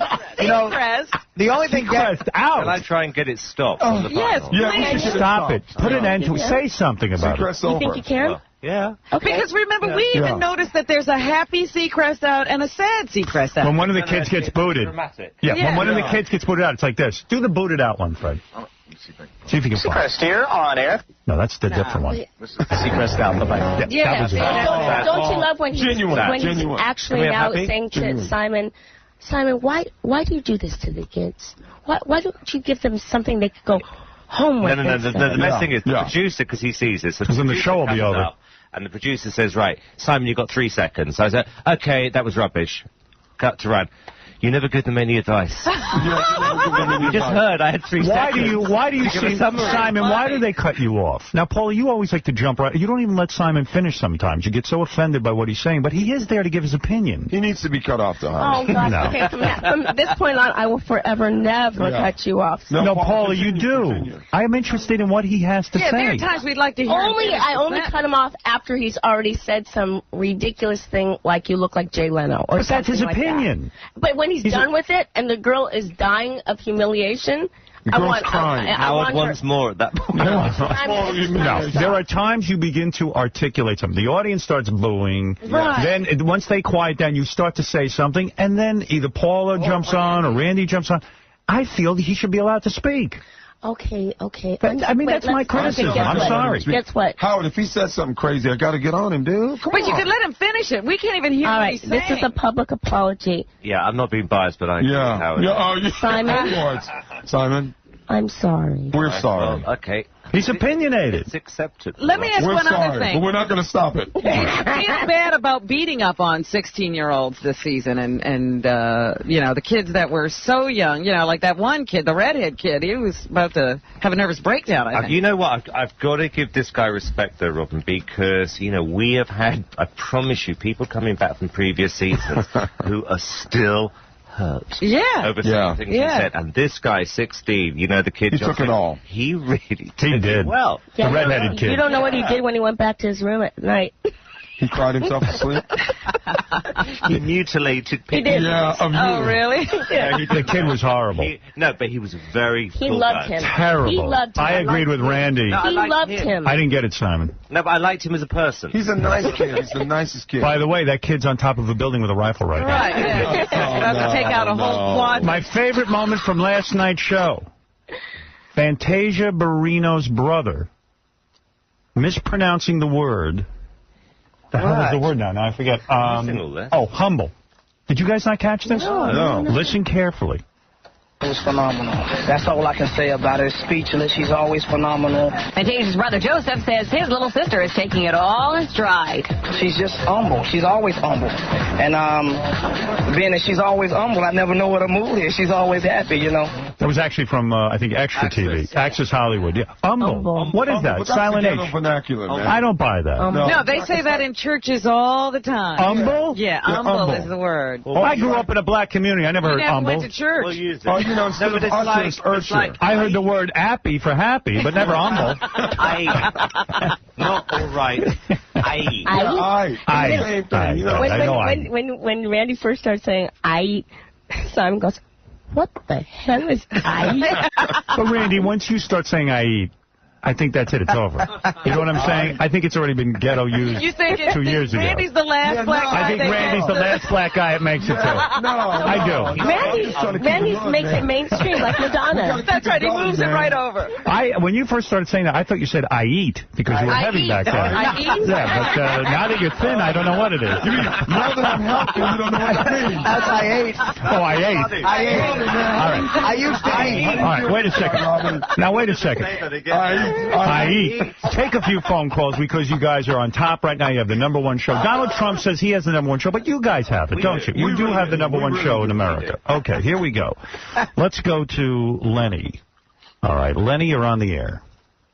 Hey, Howard, what's up? Yeah, and please ask your questions quickly. These people are very important people. They have very important things to go do. All right. I just want to know 2 quick questions. Simon and Paula, is there any chance for romance between you two? Simon, you're still with your girlfriend? Yep. By the way, your girlfriend is known as Simon's girlfriend. Yeah. No one knows her name. Nobody knows I her gave name. her an identity. And you like it? Yeah. Her name's Terry, and she's beautiful, but she Terry's doesn't mind. cool. We sometimes share Simon. Ooh. Are you attracted? Be honest, Paul. Are you attracted to Simon? Yeah. What about Randy? Yeah. You would do both of them? Yeah. You would gangbang both of them? Yeah. Okay, there you go. You had to push one of us on the cliff. Who would you push off? Simon. Nothing serious. All right, can I ask you something? F, marry, kill. All right, wait. One of them you have to F once, and one of them you have to marry. Who do you marry? Who do you Wait, F? put Ryan in there. All right, wait a second. Oh, I can't. F, marry, kill we're going to play. I like this. Listen to this. Paul Abdul. One of them you have to F, one of them you have to marry, and one of them you have to kill. Yeah. Go ahead. And if you don't tell the truth, we'll all die in a plane crash. Yeah, exactly. I can't answer that one, Howard. Answer it. Just do it. You got it. In other words, I can't do it right now. It meant the death of your whole family if you didn't choose. How about if I have to think about it. This is very important. One of them you have to F, one of them you have to marry, one of them you have to kill. Now, Paula, do it for once, an opinion. I can't do it this second. I need to think about it. It's a very important decision. You can tell me. I will die in a plane crash going back to London. You can tell me, Paula. Don't tell Simon. Just tell Paula, you're not buying a condo. You don't have to overthink it. This isn't a contract. It doesn't mean it's for real. It's a joke. Since I've been with both, I have to think about it. No, Paula, look at me for a second. Paula, let me rein you in here. Paula, it's a radio show. It's a joke. No one's going to hold you to this. It doesn't mean you really have to do it. They can live with it. Come on. You just off the top of your head, F, marry, kill. Who do you F? Let's start with that. I can't both. No. Marry. Who would you marry? Randy's not going to be a Who would you marry? Randy's the marrying. You have to kill Randy. Randy's the marrying Okay, type. fine. So you're going to marry would you marry Randy? Marry Randy. You would marry Randy. You would be forever with Randy. Well, Randy is not commitment phobic like Simon. That's not the question. Who do you want? Who would you have sex with and who would you kill? I can't kill anybody. No. I wouldn't. I'm not playing this game. Look at her. I'm not playing it. Would you have sex with Simon, or would you have sex with Ryan? With Seacrest out. Simon. With Simon. Because, so you would kill Ryan Seacrest. Yeah. I'm with you. There you go. Everybody agrees. Good for you. You did it. You see, you did it. You'd kill Ryan Seacrest. I'm not killing Ryan. You'd F Simon. And you'd marry Randy. That's what we wanted to know. You threw Ryan in at the last minute. Seacrest out. So you like Randy, you feel you like Randy the most as a human being, is what you're saying. I love all of them. And you're saying, Simon, you know what the hell, it'd be good to F a little bit. Yeah. One night. And I'm sure Simon's fine with that. What is it, Gary? You know, there really is a weird thing that goes on between the three of them, but especially between Paula and Simon. Like, they're sitting on the couch in the green room, and they're joking around about how they all slept together on the plane last night. But Paula's, like, touchy, and Simon doesn't seem to mind, and it's just sort of funny. And one of the intern that was in there getting the releases, she came back, she's like, oh, my God, are they doing it? Because it really looks, I mean, they're very flirty. I think they're doing it. No, but you guys... I think they have done it. I think you guys... And Simon is sworn to secrecy. Yeah. Paula doesn't want anyone to know. I think Simon's girlfriend doesn't want to know. No. But you made out with him on that show, even though it was for the show. You know if we did or not, because she would not be happy now. No, I'm being serious. What are you saying? Because I'm with a girl, so if I'd have done it once with Paula, and I'm still with my girlfriend now, she wouldn't be sitting here happy. Right. Huh? Isn't it true, Simon, you're an interesting guy. Not really, but yes. Okay, we'll go with you for a second, Howard. The dog will follow you, but yeah. You have to diverge at that point. Right? Simon, isn't it true that you banned your girlfriend from going to the Playboy Mansion? Yes. Why? I can't even believe you're asking me this question. I want to know why, too. What do you mean? Are you really puzzled? Yes. Yes, I am. Wouldn't it be the cool move to say, Okay, I accept. so you love your girlfriend? And you're afraid of it? I know why he banned her. It's inappropriate. Howard, I know why. ask the question of life. Ask him, does he love his girlfriend? Do you love your girlfriend? I'm not going to... Why do you love your girlfriend? Do you live with her? Sticking my fingers in my ears. Simple question. Why are you afraid? Answer it. Why are you afraid? Why are you afraid to show emotion? Because it's a private thing. You don't love her. You don't love her. Afraid to lie. But you know what it is interesting about you? You do love her, but you don't want to admit it because you don't want to open yourself up. If you don't let her go to the Playboy Mansion, it means you're so friggin' jealous. Yep. And insecure. What's she going to do with the Playboy? You know why?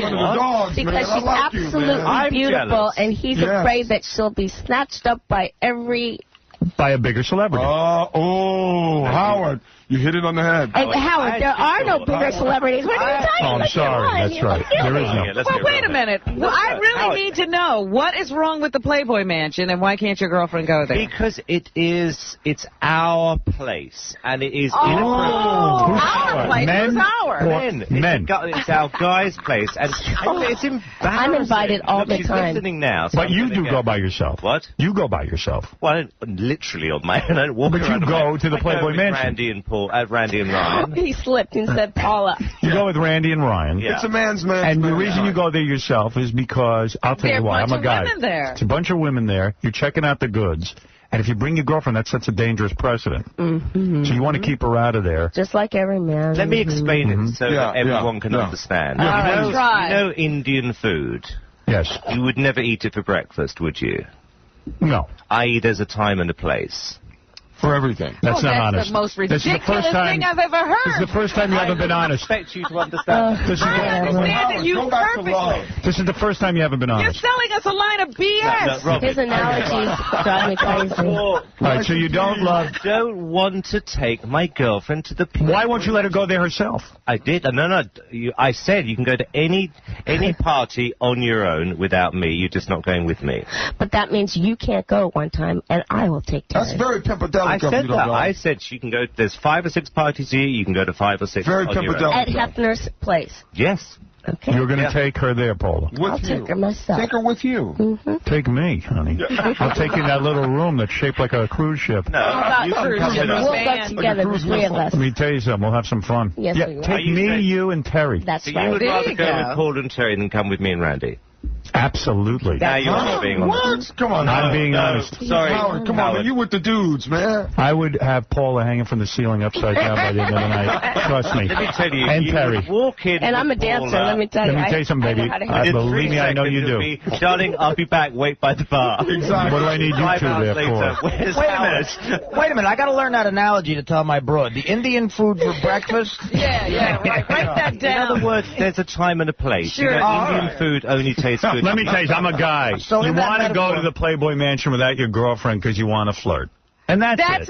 It's That's not it. about Bottom line. anything but that. He would feel I'm honest. encumbered. He wants to be free. I want to be free. I want to play the single angle. Yeah, but you don't want to feel embarrassed if a girl comes up to you and awkward. And Right. That's what it's He's all right. about. That's right. because you've been All naughty. right. That's honest. That's I it. can flirt on, baby. That's right. You got your flirt on. So in that metaphor, the chick is the Indian food. That's right. All I can say is that Terry's a great girl and Erica's a great wife to put up with thank you, 2 Paula. of you.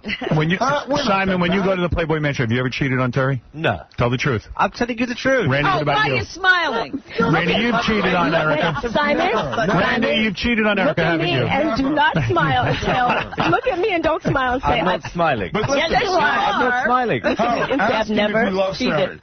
Well, will you shut up? But Randy, does your wife go to the Playboy Mansion with you or no? No, she ain't going anywhere. She's home. Yeah, right. Stay home. Yeah. Home cooking. But she can go for with no Terry. one. Simon, so you haven't cheated on your girlfriend? No. No, You can say that with a straight liar, face. liar, You're the one pants. Why are you smiling? Why are you smiling? I'm just asking. Randy, have you cheated on your wife? Hell no. Hell no. I'm too smart for that, baby. You know, Paula. we should have a body language expert in here right now. Yeah, I'd like one of them. Paula, when you go out with a guy, will you ever let him bring another girl into the bed? Huh? Uh-oh. I think I opened a can of worms. Have you opened a can of worms ever? Not those can of worms, no. I believe you have. You didn't let El DeBarge bring in another book? El DeBarge? He got to do with anything. Wasn't she with El DeBarge? No, that was Janet Jackson. Oh, I'm sorry. Yeah, Jan and I look very much alike. I mixed it up. From what I'm understanding, Simon went to the Playboy Mansion and ate Indian food. Right. For breakfast, you have to say to your girl, For breakfast. going to All right, the Sal. Playboy Mansion to eat Indian food. You can't go. Sal, I'm running out of time, so go ahead. You're on. Hey now. Hey now. I'm just calling to let you guys know that you guys are cracking me up. This is one of the best interviews ever. Well, we have 3 great guests here. I'm glad you're enjoying it. We've covered everything here. Let's go. Simon and Paula are stuttering. There's something going on there. There's something great going on there. Jason, go ahead. I believe it as well. Yes, Jason, you're on the air. Hey, Howard. Yeah, of course Paula wouldn't think Emilio Estevez was big. She had Magic Johnson. Is that true? Is that true? Man, I've had the best sex life of my life, according to everybody. Well, you did have Emilio. It was in the L.A. Times. You had to go get tested after Magic turned up positive. Oh, now that is an out-and-out lie. You can sue this guy, can't you? Wow. Probably could. Did you ever date Magic Johnson? No. Did you ever make love to Magic Johnson? Never. Did you ever see Magic Johnson's Magic Johnson? No, I All right, well, there, that settles that. That was quite definitive. When I look at Paula now, I can't think of anything else but Indian food. Yeah, baby. Let's go to Jake. Jake, you're on the air. Howard, I got a comment for Randy. Can you stop talking like a street nigger, please? Oh, I'm sorry about that. Hey, he was in. That's out of line. Journey, for Christ's sake. He was in Journey, and that's right. That's what you were referring to He's before. the uncle of all the niggas out there. Stop talking like an ignorant redneck. I hung up on him, Randy. I'm sorry about that. That's outrageous talk. That's why America... It's America, baby. That's why America is America. Unfortunately, that guy has his freedom. We don't. That's why Fantasia de Brouwer isn't going to win. Because of guys like that. Yeah. Barino. He's never even seen the show. I don't know. De Brouwer. Yeah, by the way, that was Brian Dunkelman. Don't take it. Don't take it too hard. I'm sorry for that. That's just not your fault. Let's go to Anthony. Hopefully he has something to say. Anthony, go ahead. Yeah, good morning. And that's out of line, by the way. Yes, go ahead. I think Simon's a dick. But, Simon's what? Hang on, how come no one's jumping to my defense? I like Simon. That's an out-and-out lie. I didn't hear what he said. What did he say? Simon would prefer to be called the N-word. No, dick in England is a compliment. All right, go ahead. Yes. The fame and fortune has allowed him or the ability to become or live up to the role and expectation of the tough guy, the guy who doesn't care, but I think he's a really insecure little man. So if I ever see him in the street, I'll punch you in the nose, pal. No, but I was like that before I had fame and fortune. Simon, have you ever been threatened because of your opinions? Have you ever? Oh, yeah. That you have? Yeah. But you know what? I'm always on the show. Whether people agree with me or not, I'm always very secure in my opinions. Because I actually do believe I'm right most of the time. Mike, you're on the air. Yeah, of course. I do. You believe you're right all of the time. Some of the time. Yes, Mike, you're on the air. Hey there. Hey now. Morning, Howard, you hook-nosed Jew bastard. You see that? Hook-nosed Jew bastard. Is this world ever going to be? What a world. It's terrible. There's a lot of people not in a very good mood this morning. Yeah, what are you doing to these people, Howard? Come on, cheer up. A lot of angry people. Go ahead, Mike. Hey, listen, Simon, I heard that you dated Paula when you guys first met. Is that true? You dated her? Well, they're saying no. This is We're still past that. That's right. They're not doing it. Okay, Randy, you're still a moose. Oh. Not get away. Moose. You lost tons of weight. Can't get away from it. Yeah, you can't get away from it. Man, your audience. Your audience. It's a tough Howard, audience. what's happening to the audience, You know baby? what? When you judge, you have to be judged. I'd like to get one nice call. Robin, I'm with you. Brooklyn Simon, there would be no show without Simon. Now we're getting there. Simon is the only one that tells the truth. Paula, if you don't like the way they sing, all you do is say, I like your outfit. Come on, Paula. You're like Wendy the Recon. Every question Howard's asking you, you're saying yes to. You're not answering honestly. She did say she would kill Ryan Seacrest. Howard, I'd F Simon, I'd kill Paula, and I'd marry you, Howard, because all I need is Howard in my life. Well, that was almost positive. For Simon, anyway. Right. Who was that? Go. Yes. Who's the birds? All right, one last call. Crows. I wish we could end on a positive note. We will. But surely, go ahead. You're on the air. Hey, good morning, guys. Paula, Simon. I'm huge fans of you guys. Schwarza, I love your... Oh, come on. I don't like that. No, I have two quick Stop questions. that. I'm going to hang up on you, Shuli. No, I wait, don't like come on. I'm sorry. Two quick I'm not questions. digging you. What are you doing? Come on, I apologize. No one says Schwartz anymore. My parents are the only ones who say that. Shuli doesn't say it. You aware of that, Randy? That's what Jews call black people. Schwarzers. Schwarzers. Yeah. If you hear a Jew saying that, you can beat him up. I thought Go it ahead. was Fagler. Howard. Fagel is a gay guy. Yeah, that's Number one, I want to ask you about the Australian American Idol guy that was on last night. I thought that guy was better than all the Americans. Really? He's really good, that guy. Simon, really good. what do you think? Good song. I thought he was good. Song's good. What about him? Right. I thought he was great. He's really good, dude. Freaky looking, though, isn't he? Yeah. Disturbing. Yeah. Like a Samoan Richard Simmons. Yeah, that's a good description. Wow. I've got to be honest with you. I don't look at him and imagine the word idol. Does that make sense? You want to know something? So it is looks. Of course it is. Can I tell you something? That guy is amazing. Yeah, he's I'm amazing, with you. dude. He's I liked him a lot. He's I was amazing. surprised I liked him. Yeah, he can blow, man. It's charming. I thought he was good. All right, go ahead. If it's a nice question. Yes. Paula, has Arsenio put it in the dumper? Oh, come on. You know, I wish I could answer you. I have no clue. I wish you'd answer, too. Now you're talking like He wants to know if... He wants to know. No, don't go there. I think I'm there. I think I've picked it up. He was asking about a type of very dirty sex if Arsenio had done that to Paula. And you know what, Paula, you're a lady. You shouldn't answer that, but didn't he do that? Because He did do it. No, and none of that's happened. Not 1 ounce of it. Yo, Nothing. this is Emilio. I did it. You never have done that. Never. Never. Not even with Emilio. Yes, he's my husband. Not even... Oh, you did it with Emilio. What? Did what? Oh, now she doesn't even know what she's answering to. You got her saying all kinds of things here. You heard it. I'm getting in trouble. Paula said she did the back door with Emilio. That's outrageous, and that's not a thing for a lady to admit. We did it in the bad place. I want to I say... need to listen more. Paula. Yes, dear. I want to thank you for being here. You're a lady. Third input. Beautiful lady. Thank you. I hope one day to have sex with you. Randy, you look great. You're looking better, and he hopes to have sex with you. I hope to have sex with you. I eat. Simon, you look beautiful. You've already had sex. Yes. You look good. Do I? Yeah, you look good. Why? Do you feel tired? Yeah. No, I think you look good. Do I? Yeah. It's kind of sleepy to me. Would you have sex with him? With Simon, of course. Okay. I love the sincerity. Of course, yeah. I think they've already done it. One last question. Is Bob Dylan going to do American Idol? No. Oh, come on. That's the rumor. What are they going to sing? I'm serious. Like a rolling stone. But maybe he would judge or something.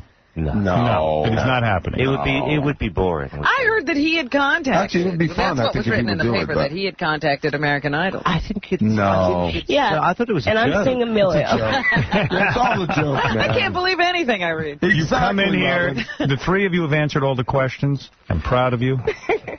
I love the show. Thank you. Don't give me the finger. I'm a Yeah, fan. there he goes. You got in trouble for that. Don't get us in trouble. You know I'm under investigation. Yes, yes, absolutely. I am. And it's right. You're giving the finger. But it was more like So far, this. you've done it to everyone. You've done it to everyone. I was doing that. You're giving me the finger. Oh, yeah. Watch American Idol next Tuesday night at 8 o'clock on Fox. Yes. Yes. And see the 2-hour finale of American Idol Wednesday night at 8 o'clock on And Fox. Tuesday. Yes. And You've got to watch the Tuesday to get the Wednesday. Absolutely. Yeah, exactly. And I love when you guys come on here. Thank you. Yeah, Thank we you. love We it. like It's great. it. Yeah. It's great. All right, we're going to take a break. We'll be back right after these words. We told you it was coming down. The FCC has slapped Clear Channel Communications with a hefty fine for alleged indecency on Howard Stern's radio shows. The end is near. The end is near. Clear Channel has been ordered to pay $500,000. Now it's decided to drop the stock. The nation's largest radio chain had suspended Stern in February, but has now made it permanent. The FCC cited 18 violations in a single show. Stern calls it a free speech infringement and says he wasn't surprised by the fine. Get it while you can. The Howard Stern Show. X. Listen to the Howard Stern Show. We got something coming up called the Harlem Ho Beauty Pageant.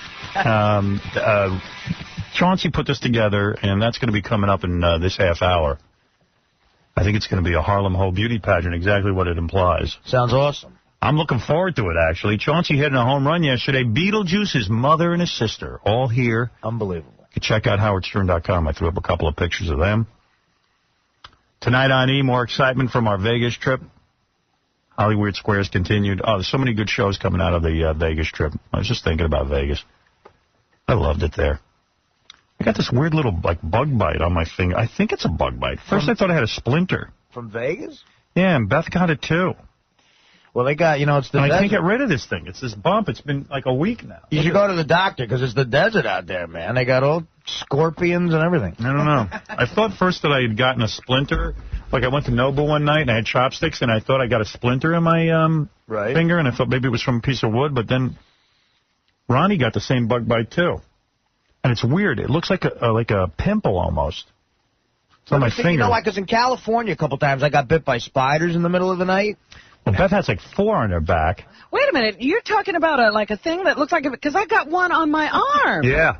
You got it too, huh? Yeah. Let me see. Come in here and let me look at it. All right. Because I want to see if it's the same as mine. Mine won't go away. I think we're dying. I hope it's not the AIDS. Yeah, it's not a pimple. Beth has like 4 of them. Let me see. Get over here. Right there. Let me examine it. Exactly. Look at this. Oh, I've got. Oh, all right. Because I'm trying to. I've never had a pimple there before. Yes. Yeah. No. What is that? I don't know. Go see the doctor in the bathroom at Scores. That guy's a great guy. Yeah, he'll take care of it. You didn't get any of that? You know what? No. I guess maybe they tried to bite me and the booze made them pass out. If I had known Paula was coming in here today, I would have looked better. I'm not wearing a great outfit. I like that shirt on you. Okay. Good color for you. Paula gave me a couple of kisses on the mouth. I'll tell you what. Really? Yeah. After sitting here, I was making out with her, I think. After sitting here through that, and I'm being dead honest, I think you could bang her. Oh, yeah. I'll tell you what. Likes you. She's really standing up. Her ass is mint. She's a dancer. Yeah, I didn't realize how good her ass is. You could get her into positions. You could twist her like a pretzel. Did you ever see her in that the Pleasure Principle video? Did you ever see that? Yep. I'd hit her really hard. I'd hit her fast and hard. You could get her. Fast and hard. Fast and hard. Right, that's my move. Fast and loose. Just hit it and split it. Hit it and split it. Now that's ghetto. I like that. No. I'll tell you. The I eat thing was my favorite. That was great. I eat? I eat? I eat? I ate. Now it's I ate. Now it's I ate. But they were good guests. They're great. Always good. I don't watch the show, and I was entertained by by the interview. I always like it. Fantasia Barrino. That's the black You think woman? she's the girl who has to win? Well, yeah, the other ones aren't that good. And she ain't that good to look at. Fantasia, at least, is interesting to look at. Yeah, but there were better singers than that. Fantasia? DeGarmo, no. Oh, yeah. Fantasia should be probably a finalist, but yeah. certainly shouldn't be DeGarmo. The 3 black chicks should have been the finalists. That's it. Right. That was it. That's why I can't watch. I mean, the singing's just too bad at this point. Hey, did you see this thing in the newspaper? There's So some dude goes to Scores, my favorite place. I was going to ask you what you thought of that. I saw this, yeah. Yeah. Guy goes to Scores. He's like an insurance salesman or something. Yeah. And Jimmy's on the phone. He wants to ask me a question about this, so I'll address his question. Jimmy, what's your question? What's my question? Would you spend $28,000 at Scores in one night like that guy did? Well, my question is it possible to spend $28,000 Yeah, that's what I mean. Is it possible? How many laptops can you get? Lap dance. Lap dances. Haven't you spent $28,000 at school easily without ever really having to pay? Because Yeah. you get those kind of nights there. All right, let me tell you what the deal is. So this guy, according to the newspaper, went to Scores. Right. Did you read this? Yeah, I did. I saw Okay. it. Yeah. And now he's suing Scores or saying he doesn't want to pay his Amex bill. Yeah, he's filed charges against them. Right. And I guess he went to Scores, and the guy did it up. I mean, he was doing $3,000 bottles of champagne. Right.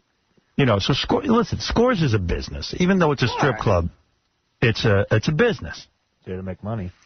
And if guys come in, they want to be high rollers, and they're doing have to pay. champagne, doing the whole lap dance. Listen to what the guy did. He spent, here's how they figured the 28 Gs. So now he's saying, hey, I don't owe that.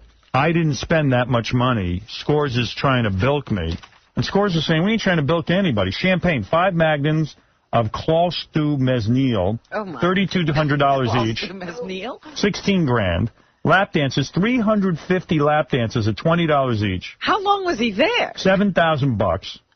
Food, alcohol, and tips, $5,000. It worked out to $28,000. Was he alone or was he with people? Or was he buying that for the girls? What was going on there? Okay. Hey, by the way, Dominic says he's got the same bites on him, too. Yeah? Do you really? Yeah, I got him, and I know where we got him. We got him at the concert. No, but Robin wasn't there. Concert? I have him on the outside concert. I have all over my right arm, and they hurt. That's where Beth got hers, but I didn't get mine there. And I didn't go. And you have bites also? Yeah, I got one on my finger. Robin has it on her arm. I have 3 on my arm, and they hurt. They're not just little bumps. Yeah, didn't you think they were like pimples or something? Yeah, I thought they were just like something from food or something, or some chemical, but mine hurt. I don't know if yours do. Yeah, it hurts when they rub against the... Yeah, and at first I thought I had a splinter in there. No. They have little bumps. They're like hard little... It's weird. Yeah, what did we get bitten by? I don't know, but I have to sue the show because I think that's how I got it, you know.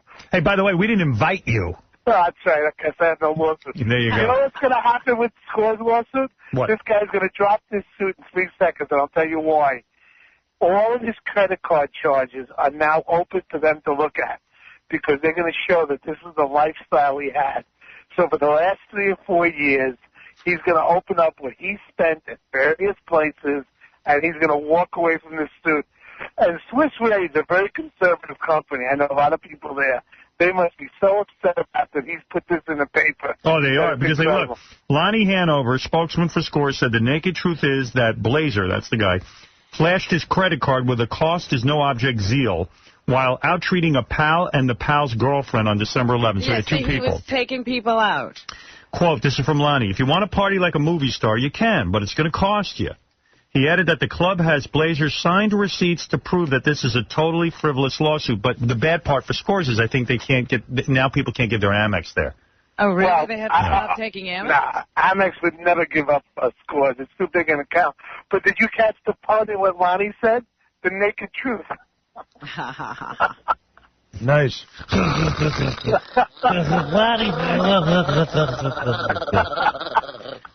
I don't fill up the room anymore. The man purchased our most, the man purchased our most expensive bottle of champagne. It is rated the best in the world. I've never even heard of it. It must be so good. You can have a wonderful bottle of champagne at Scores for $300. He went to the extreme.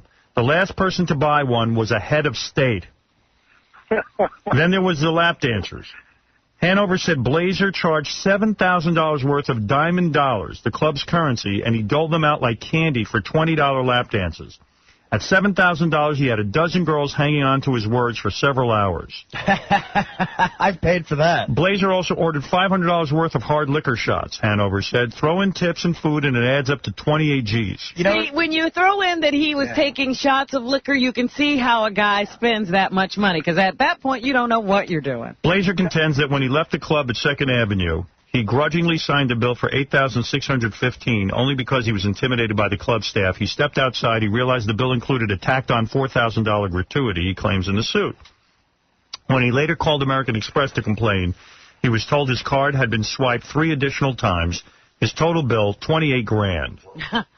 You know what? It sounds like a great Visa commercial. Like bottles of champagne, $16,000. Blazer filed a criminal complaint with the NYPD. Hanover said Scores, whose customers have included Dennis Rodman, Howard Stern, Colin Farrell, and Carson Daly, have strict procedures when it comes to big spenders. He said, first of all, how can fool themselves at Scores? What do you say? What? How can you make a fool of you? That's his phone again cutting out. His phone cut out. Yeah. How can you make a fool of yourself? His bites hurt. My bite hurt.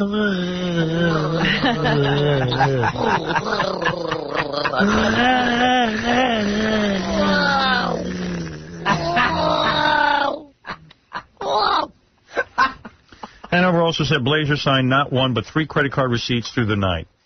See?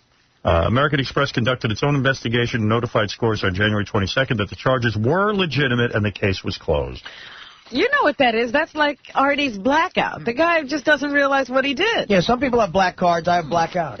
Lonnie put it more diplomatic. What did he say? It all boils down to Blazer partying like a champ, but waking up the next day feeling like a chump. Right. Nice. It's very intoxicating being surrounded by beautiful girls, and maybe he went over his budget.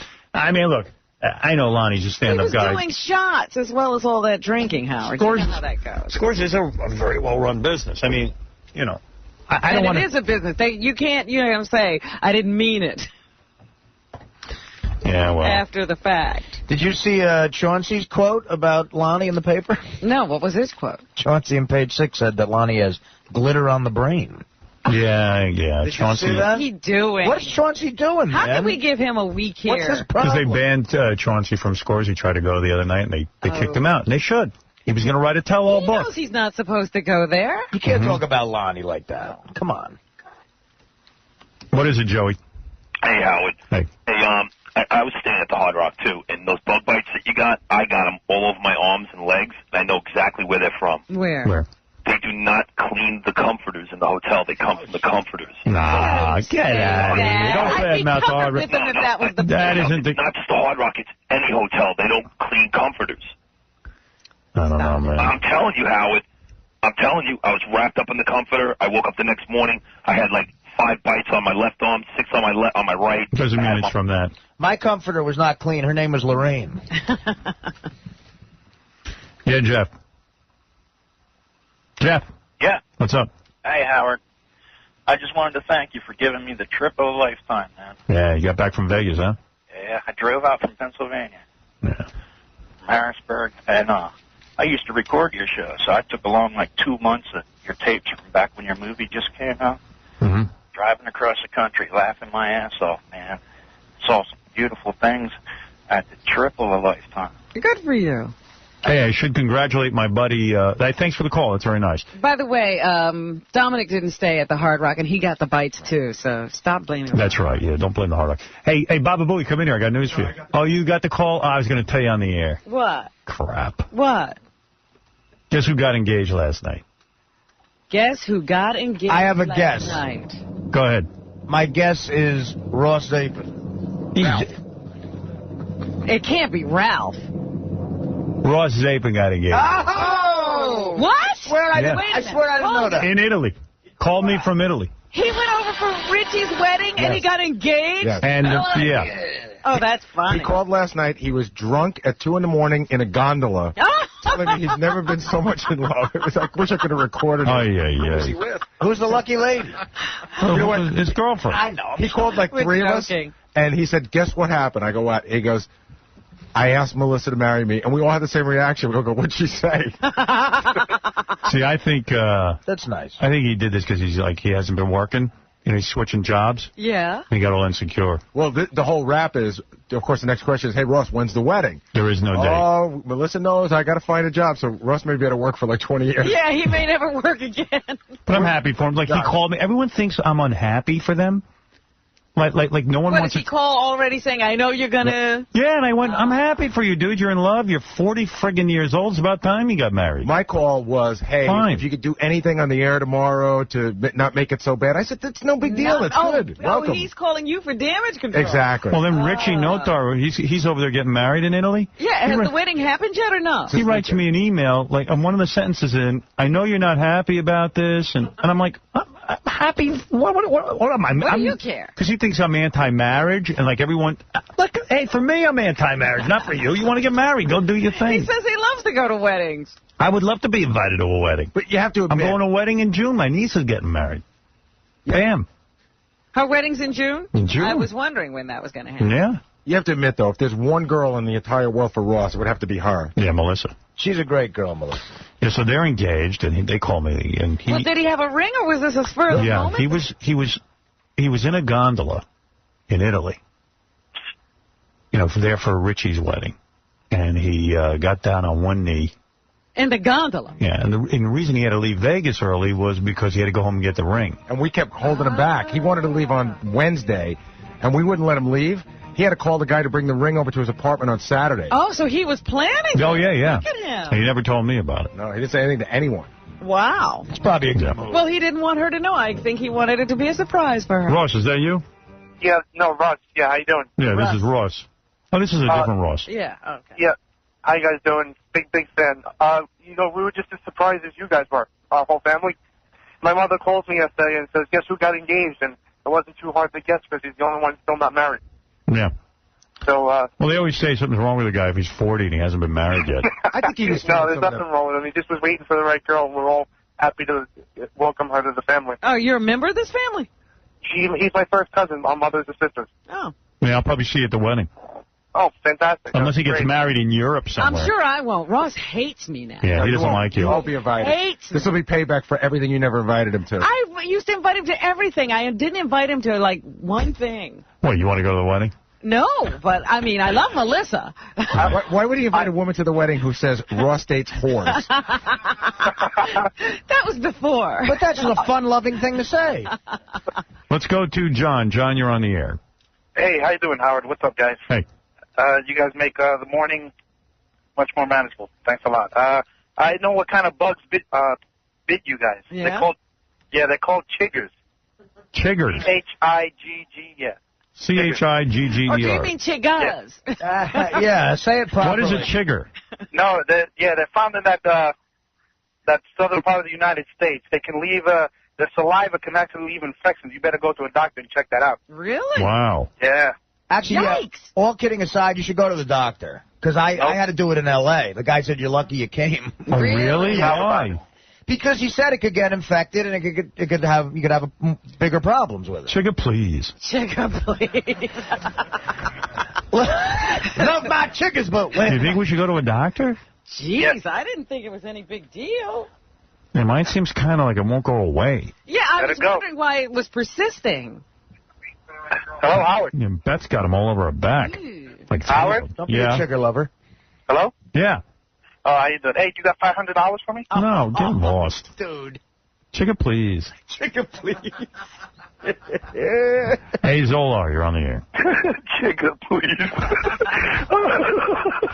Anyway, you know, Joey must have seen that report like years ago, so he's reporting like some old information. And as a matter of fact, I emphatically saw the top sheets of those Hard Rock things being cleaned. I saw them being pushed around on a cart. The Hard Rock was immaculate. Yeah, no, chiggers don't live in the beds. Comforters. They don't allow chiggers in Hard Rock. But in all actuality, Howard, I have a couple on myself, and I didn't sleep anywhere near that top cover. I always peel it off since that report because I'm a little bit of a germaphobe myself. Right. Sorry for being on a cell phone outside. But the Hard Rock was doing some construction, and I am in construction. I do some janitorial work, as you know, and it looks like a little bit of fiberglass in mine, to tell you the truth. And I am going to the doctor because it seems to be infected, and it also hurts when you scratch it. Right. Yeah, me too. Yeah, me too. Dude, I got to say thank you very much for everything that happened in Vegas, bro. Yeah, we had a great time, didn't we? Yeah, well, you are the best, Robin. You were so sexy. I took some beautiful shots of you. You got to check them out on sfn2.com. I'm sorry to throw that plug, but it's really beautiful pictures of you. All right. Yeah, we got a bunch of pictures going up, too, on howardstern.com. We should just get howardstern.com is getting better and better every day, man. I can't wait till you put, like, a chat board up there. I'm working on having a meeting today about howardstern.com, and I'm going to kick it into high gear. Boards. All right, can you tell whoever's working on it to make sure nobody grabs my name, Zola, Z-O-L-A-R, and if you act now, you get a free set of Ginsu steak knives. All right, Zola, your name is your name. Let's go to John. John, you're on the air. Howard. Hey. How are you? How are you, bro? I just want to say, great show, man. Thank you. You are the greatest. We are going to miss you. We're hoping you're not going, but I was curious. I hear talk about you going on the Sirius Radio. It's all talk right now. It's all talk. You think, what are the possibilities of you going on to HBO or each getting off E! Channel and going on HBO? You know what? What do you got? My apartment bugged? Are those talks going on too? No. I'm very loyal to the E! Channel, very loyal to this company. But you know, if things do change, and you never know with the government the way it is, and my contract's almost up here, there's all kinds of different things. Mike, go ahead. You're on the air. Howard. Hey. Hey, what's going on, man? Hey, bro. Love the show. Thanks. You should totally do Full Abdul, dude. Jump on that while you can. Yeah, I'm pump and dump, baby. Yeah, that's the problem with being in a relationship. You can't, I love my girlfriend. I don't want to blow that, but I would just have sex with Paula Abdul just to, see what it's all about. That's all. Yeah, it's fun. There you go. Hey, man, I got one more thing to say. F Clear Channel. Oh, I agree with that. Steve, go ahead. You're on the air. Hi, that bite you have sounds like it's a brown recluse spider. It's a really small bug, really small spider. You don't even see it. You don't even know you got it. And then it turns out to look like a pimple, and it starts eating the flesh around it. So if it has a little white dot in it, then it's red on the outside. Yeah. You need to have it treated because it just doesn't stop spreading. Get the hell out of here. I'm serious, man. Go to the doctor. It's really serious, dude. Living in New York, you don't deal with... And you know what? If not everybody has it, that's even more of a clue, because something like chiggers or, something in your comforter kind of is everywhere. But if you only have one, like Robin says she only has one, that's probably like a bite. If not, because they really only bite you once, you roll over and you kill it. You don't even see them. Yeah, I only have one. So what is he saying? He's saying it's the brown spider and it could kill us or something. Recluse spider. Yeah, but I think that's only in, like, Australia. Nah, dude, it's everywhere now. Everywhere? Yeah. So we got to go to a doctor? You can get him in New York. You can get him I'm too lazy to go to a doctor. I got too much to do. You can get him in the Hamptons, too, though. Wish I could just have a doctor come up Could here. they come here? Is there a doctor who wants an on-air plug? Can they just... See us on the show. Does it have a white dot in the middle of it? Yes. Mine did, but it doesn't anymore. Robin's does. Yeah. Well, Robin sounds like definitely. Yours, it could. That's when it starts getting infected, kind of when you picked it a little bit and the white dot goes away. That's when it gets infected? Yeah. Well, I don't have... I had a white dot, but it's kind of flattened out now, but it's just this big red bump. And it hurts, right? Squeeze it. Yeah, it hurts. Yeah, you need to get that. Because it's just going to get bigger. Really? Mine seems to be getting smaller. No, dude. But it's not going away, and Beth has 3 of them. Yeah, well, you might have 3 spiders in the bed. Yeah. Yikes. Yeah. I don't know. I'm not saying it definitely is, but it sounds like it is. I don't think we're dying. Get a dermatologist. You don't die, to come and but do the your show. flesh just gets eaten away. So. Eaten away? I can't afford that. My flesh ain't that great. So you mean Dominic's got it, I got it, Ronnie Munn's got it, too. Yeah? Yeah, well, they're little spiders, man. You know how many takes? Like, you put like 10 in a spoon. So. It's like a tick. Because I certainly didn't see anything. Exactly. No, I didn't either. All right, well, listen, just a warning. If it ain't on my penis, I'm happy. I just had one tarantula bite for the week. I don't know, man. I think mine's going away. It gets bigger and smaller. I don't know. I thought mine was going to go away, and yet it's still there. Hey, Bill, you're on the air. Yeah, hey, how you doing? It sounds like you guys got bit by fire ants.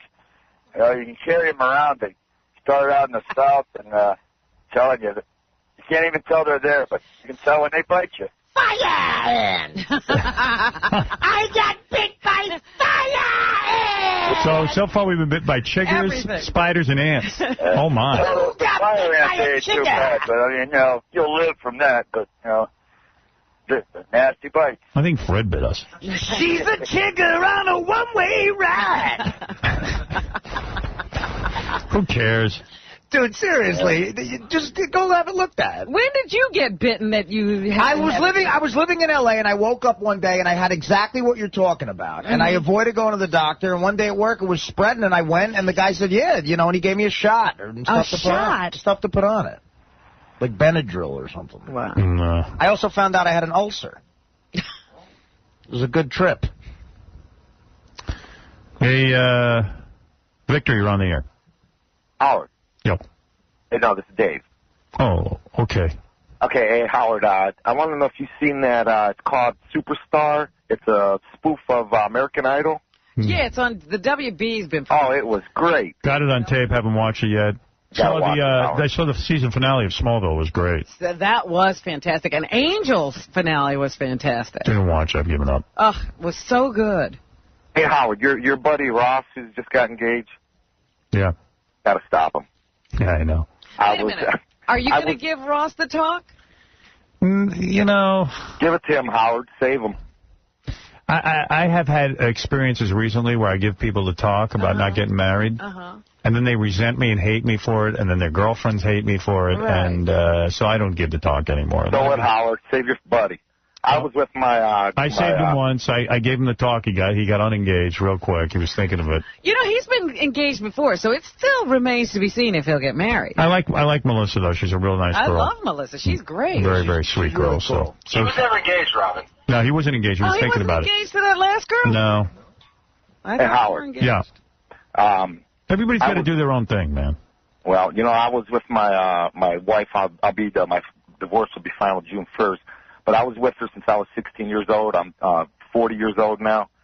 Thought I had the perfect marriage. I always said there was never a perfect marriage. I wanted to bring her on there and tell her how we had a perfect marriage and everything.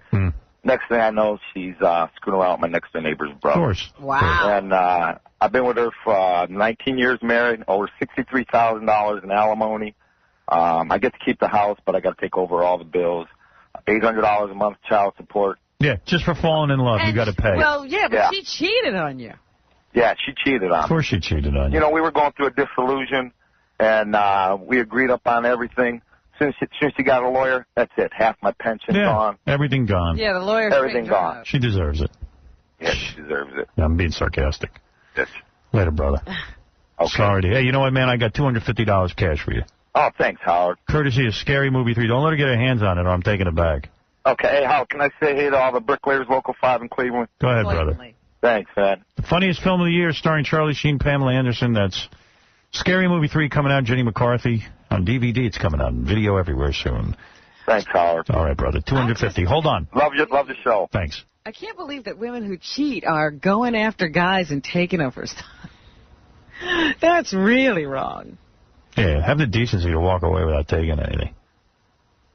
Ugh. Marriage is a joke. The financial end of it is a joke. Leave us some dignity.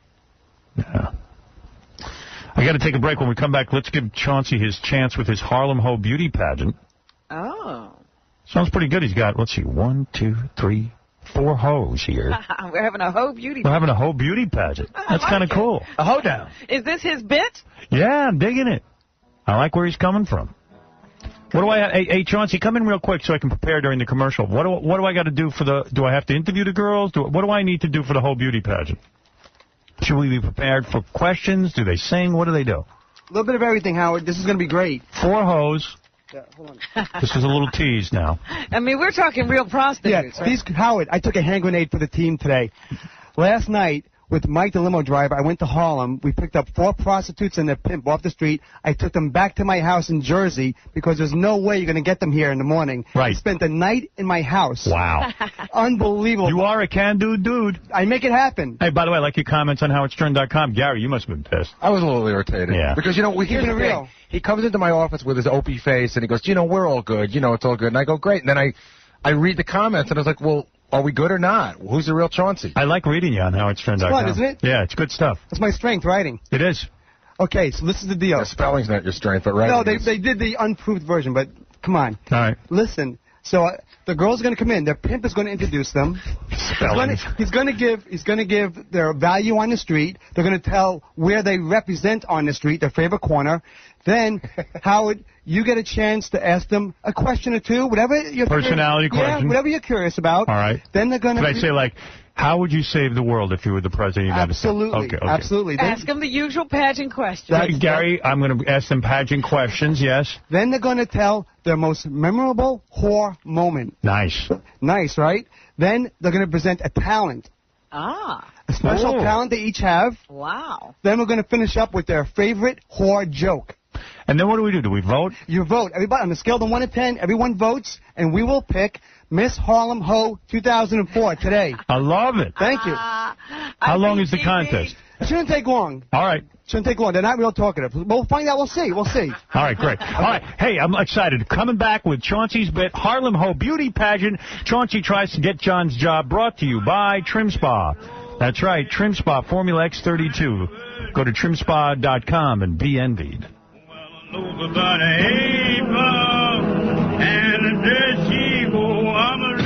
is the Howard Stern Show. The Howard Stern Show. Howard. Mrs. Stern's show is speckled with grossly inappropriate topics and statements, some of which are the trashing, bashing, and outrageous offending of the women. Hi, so dirty bastard. If you want to have sex with me, ladies, please feel free to call me at 1-800-44-STERN. And I'm telling you that I would love a candle in my... I'd really love a really long and real big candle. My name is William Wayne. I can't understand how it can happen in the United States of America that this can happen. It's getting to be goddamn ridiculous. 95X. All bow our heads and thank the Lord Jesus that these Scores girls are at least good to look at. What vegetable is a pickle made from? It's marinated from a grape. Where does pork come from? We're from a mushroom. Hey, as long as they get naked, I don't care how stupid they are. The Howard Stern Show. Hey, I'll make fun of my store girl.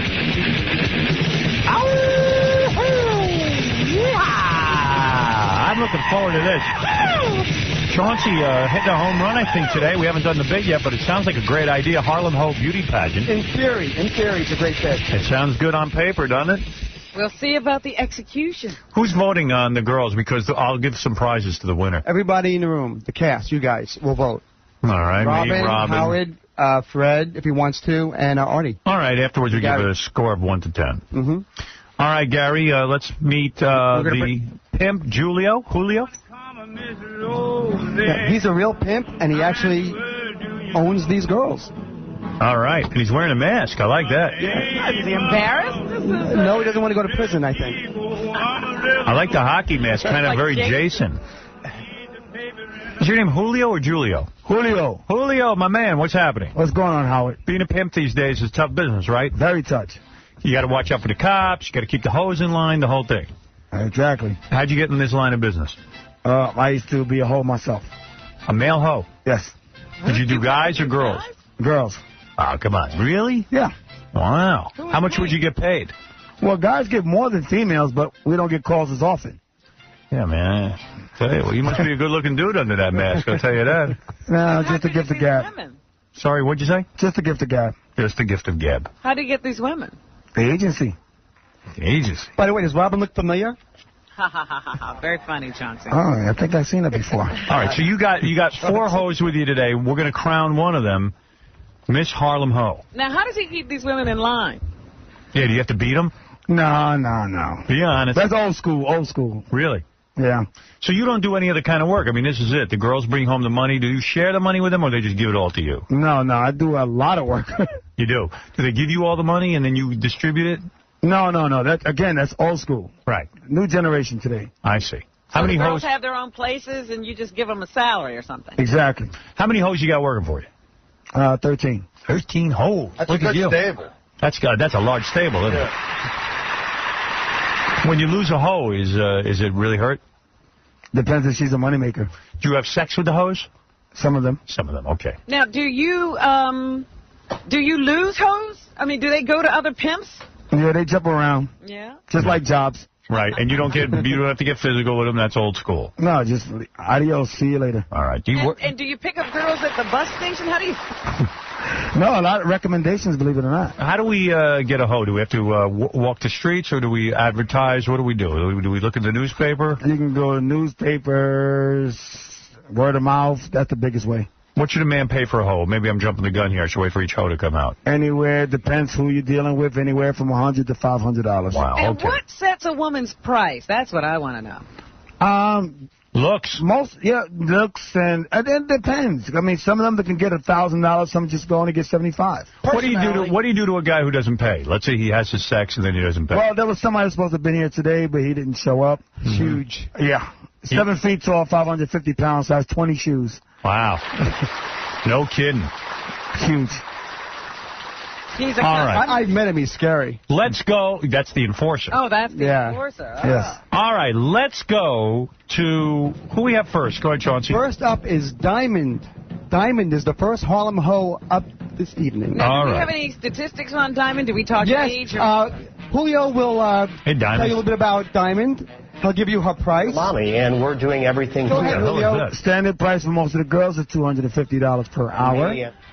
If you notice, Diamond has on a black lace fairy outfit. Yes, she had nice legs. Yes, very nice, and her specialty is anal. Nice. Now, how much? So what is the first category?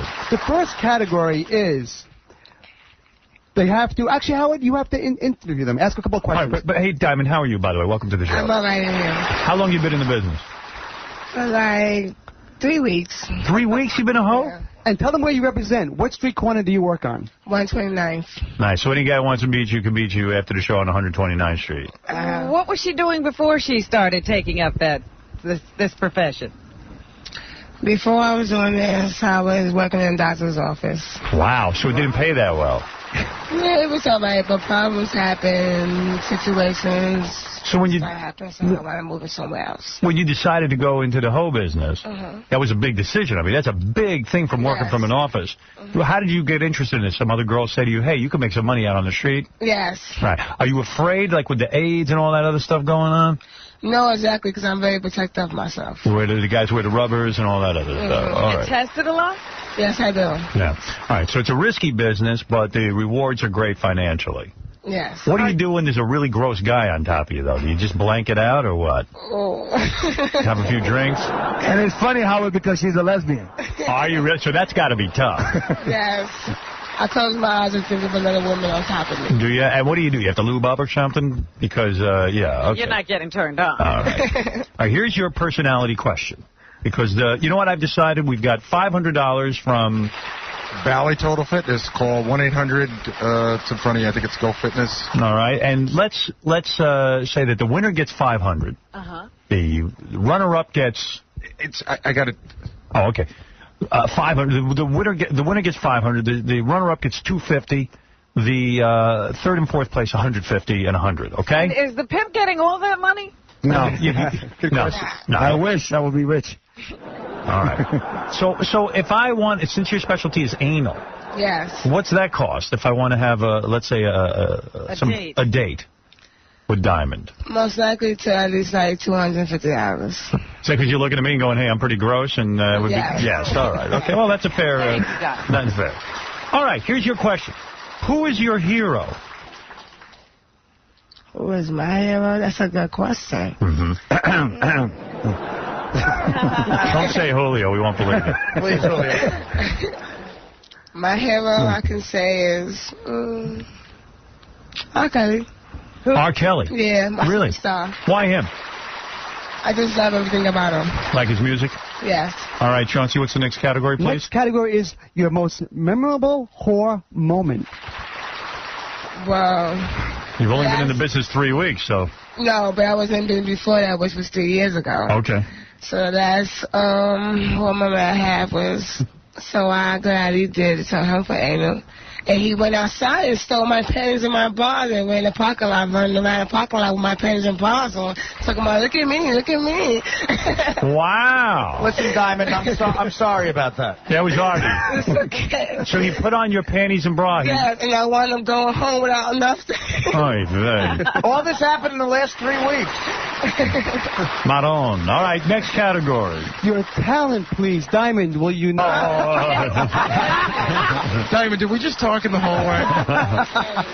We're going to take a Hennessy bottle and put it somewhere? Yeah. Go ahead. Wow. Do your talent, please. Has she done this before? That bottle was full this morning, by the way. Remember, people, don't try this at home. You're putting a condom on the Hennessy bottle? Yes. Good. I think that Hennessy bottle has AIDS. Yes, I've seen that Hennessy bottle before. Turn around so Howard can see. I'm watching. Very nice, very nice. Oh, my. Again, don't try this at home. I think I know where we're going with this. A very dark place. Wow. Well, the Hennessy bottle. Wow. Hey, congratulations. Unbelievable. What a talent. It's already done? Hey, wait a minute. It jumps, Howard. It jumps. I don't know that I can handle this. Let me see it jump. Oh, it does jump. Wow. Put that Hennessy bottle on the quarantine list. Unbelievable. I can't believe they didn't let you do that in the doctor's office. And what is the final category? The final category is, will you please tell us your best whore joke? Okay. Do you have the whore joke? Somebody took it from me. Did we lose the whore jokes? I say we drop that category. Okay. And that's all we need. Thank you very much, Diamond. You were amazing. Diamond, what is the most amount of money you ever got for sex? Straight sex. Like $750. $750. Yes. What's the least? The least was like 410. Oh man, she's a big earner, right? Yes. Yeah. I work a lot for money. How much can a good whore like this make a year? Wow, a year. I mean, an average almost close to $1,000 a night. 1,000 cash a night. Yes. Yes. That's $365,000 a year. Wow, baby. What are you doing with the money? Work 365 days. Remember, it's only got 3 weeks. Give a chance. I know. But what are you going to do with all the money? An investor. You're not on drugs or anything, are you? She's going to move next door to you, Howard. Right. I swear you could.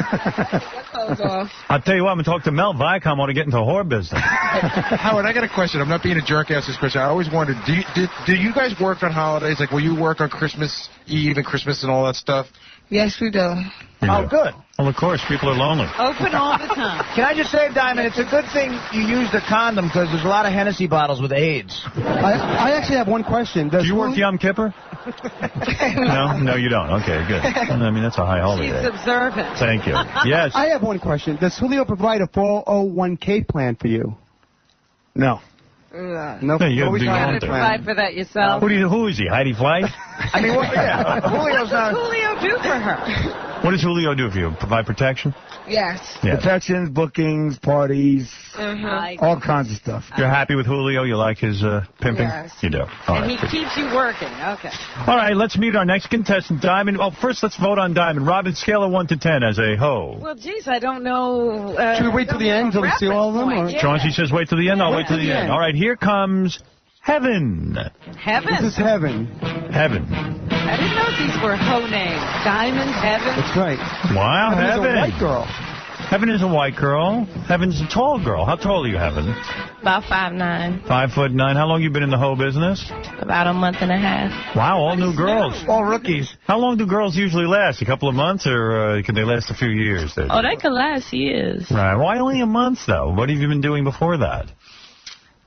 Nothing really. Yeah, I think they die after 3 months. So how did you get into The Julio kills them. Yeah, right. How'd you get into the whore business? I don't know. Julio just picked me up. You seem like a young girl. How old are you? 20. 20 years old. You've been in the whore business for a month. Yep. And how did you know you could do it then when Julio suggested this? Because I'm beautiful. Well, you are a beautiful woman. She must fetch a lot of money, huh, Julio? Oh, yeah. The first night out, she made over $600. And what street do you represent? 125th Street. Wow. 125th Street, that's up in Harlem? Yep. And just what's the cross street on that, just real quick? St. Nick. Oh, St. Nick, thank you. And how much does she make on average today, now that she's a seasoned veteran? A night? Yeah. A day? A day. Probably about 800. 800. Nice. Average. That's a nice day. You're a big earner, honey. Is she your biggest earner, Julio? So far, yeah. So far, wow. Wow. Well, don't slow down, honey. I know. You know, just keep it up. How many guys you do a day, would you figure, to make 800? If she could? Yeah. How many do you do a day? How many customers can you serve? It just depends. Mm-hmm. It could be 5. It could be 8. Now, you made $800 the other day. How many guys did you have to do that?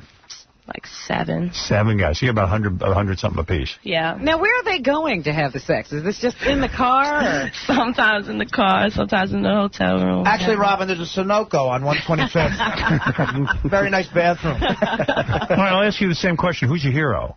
Who's my hero? Yes. Come on, who's your hero?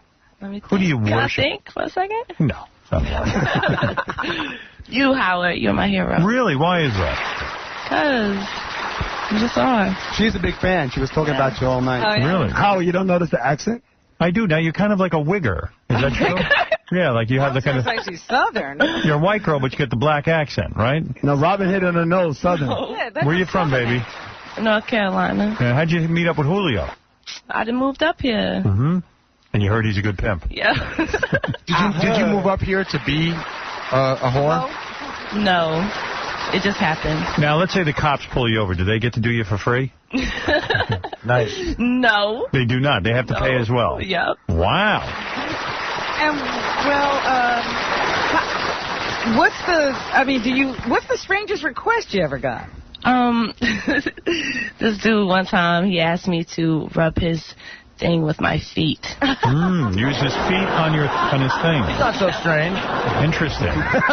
So, and so when you make 800 a day, does the pimp get 800 also? Is it a 50-50 split?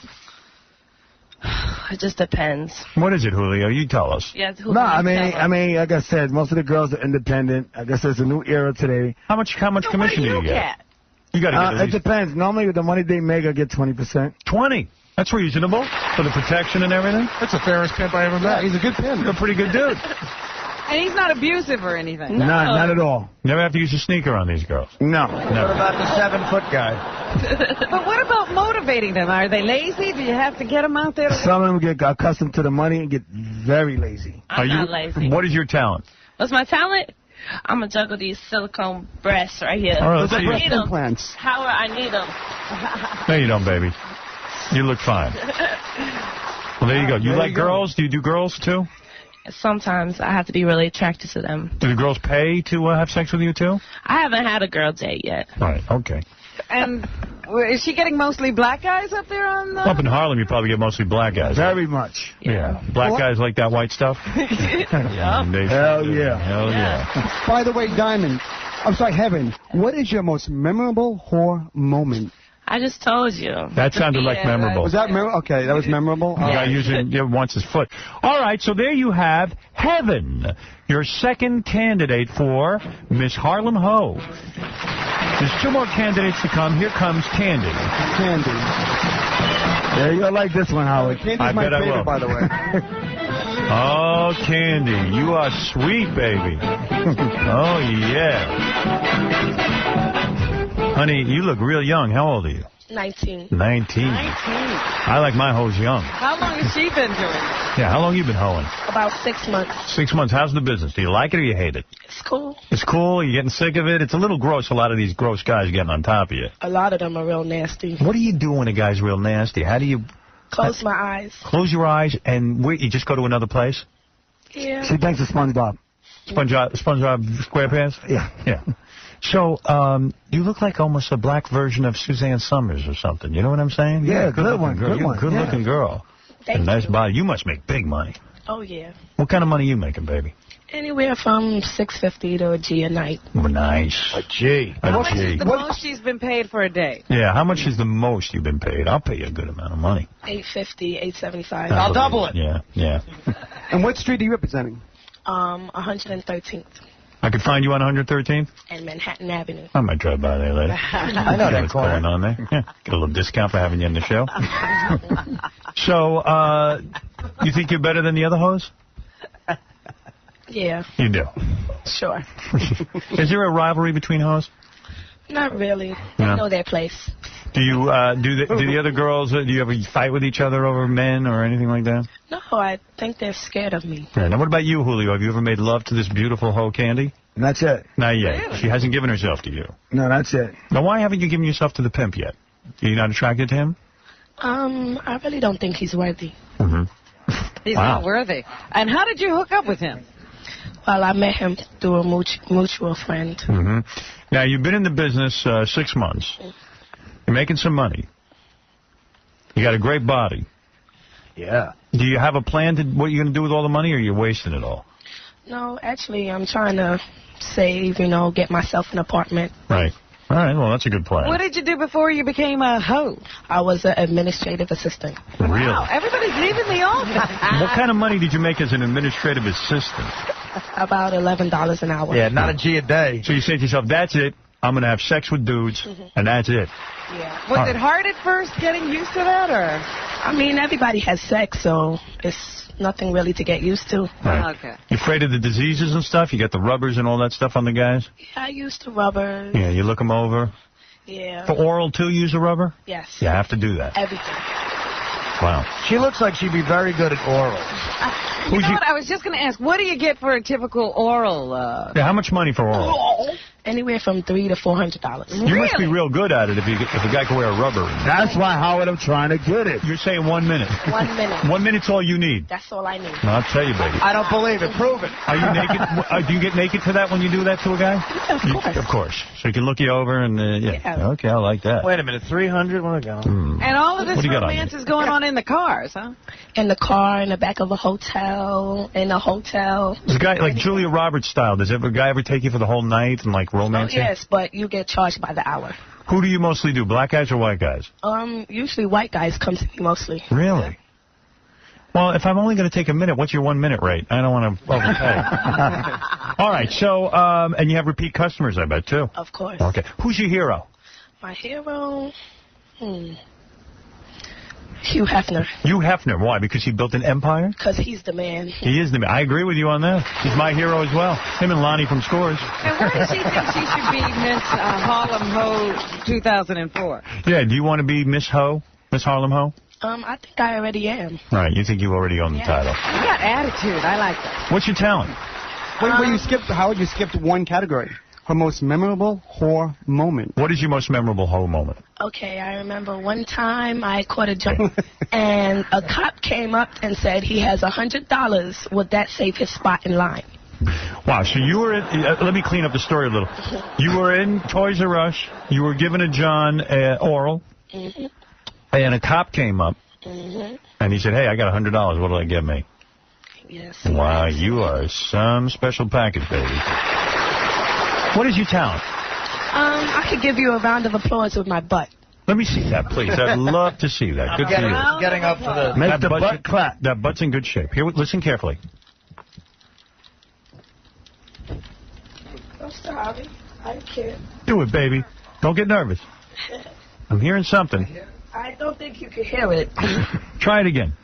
Okay. I hear it. Yeah. I heard it. I heard it. You know what's great about that is it has to be a standing ovation. Got a beautiful ass, I'll tell you that. Well, there you have Candy. Yes, Candy. Let's go to Alan. Alan, you're on the phone. How you doing this morning, Howard? Good. Good. I've never been one to purchase a prostitute or whatever. But one time I used to have a girlfriend who wanted me to be her pimp, and so she wanted to teach me the game for 2 weeks. And I just wanted to say that during that 2 weeks, I really learned to respect hoes more than most girls out here because they don't play games. They're not going to, try to trick you all the time and lie to you. It's going to be sex for money. That's what it is.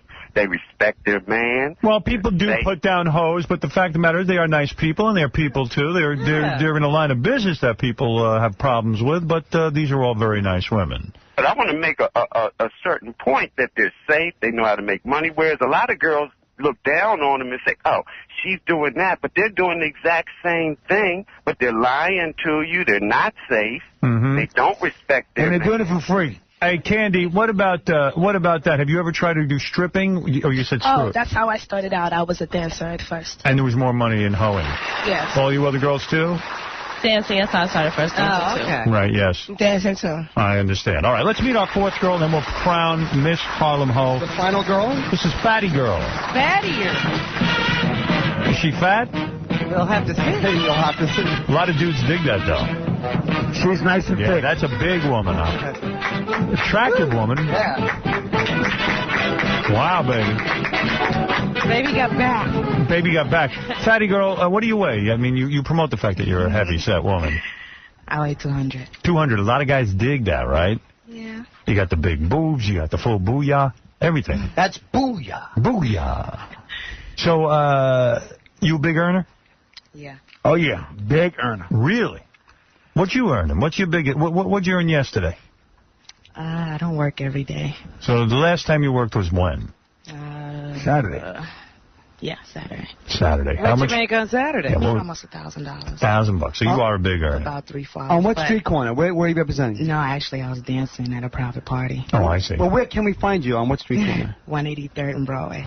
So, 183rd and Broadway, and you made $1,000. You say 3 or 4 hours. That was it. Now, at the party, did you have to service some of the guys? Yeah. You did. So oral a lot mostly?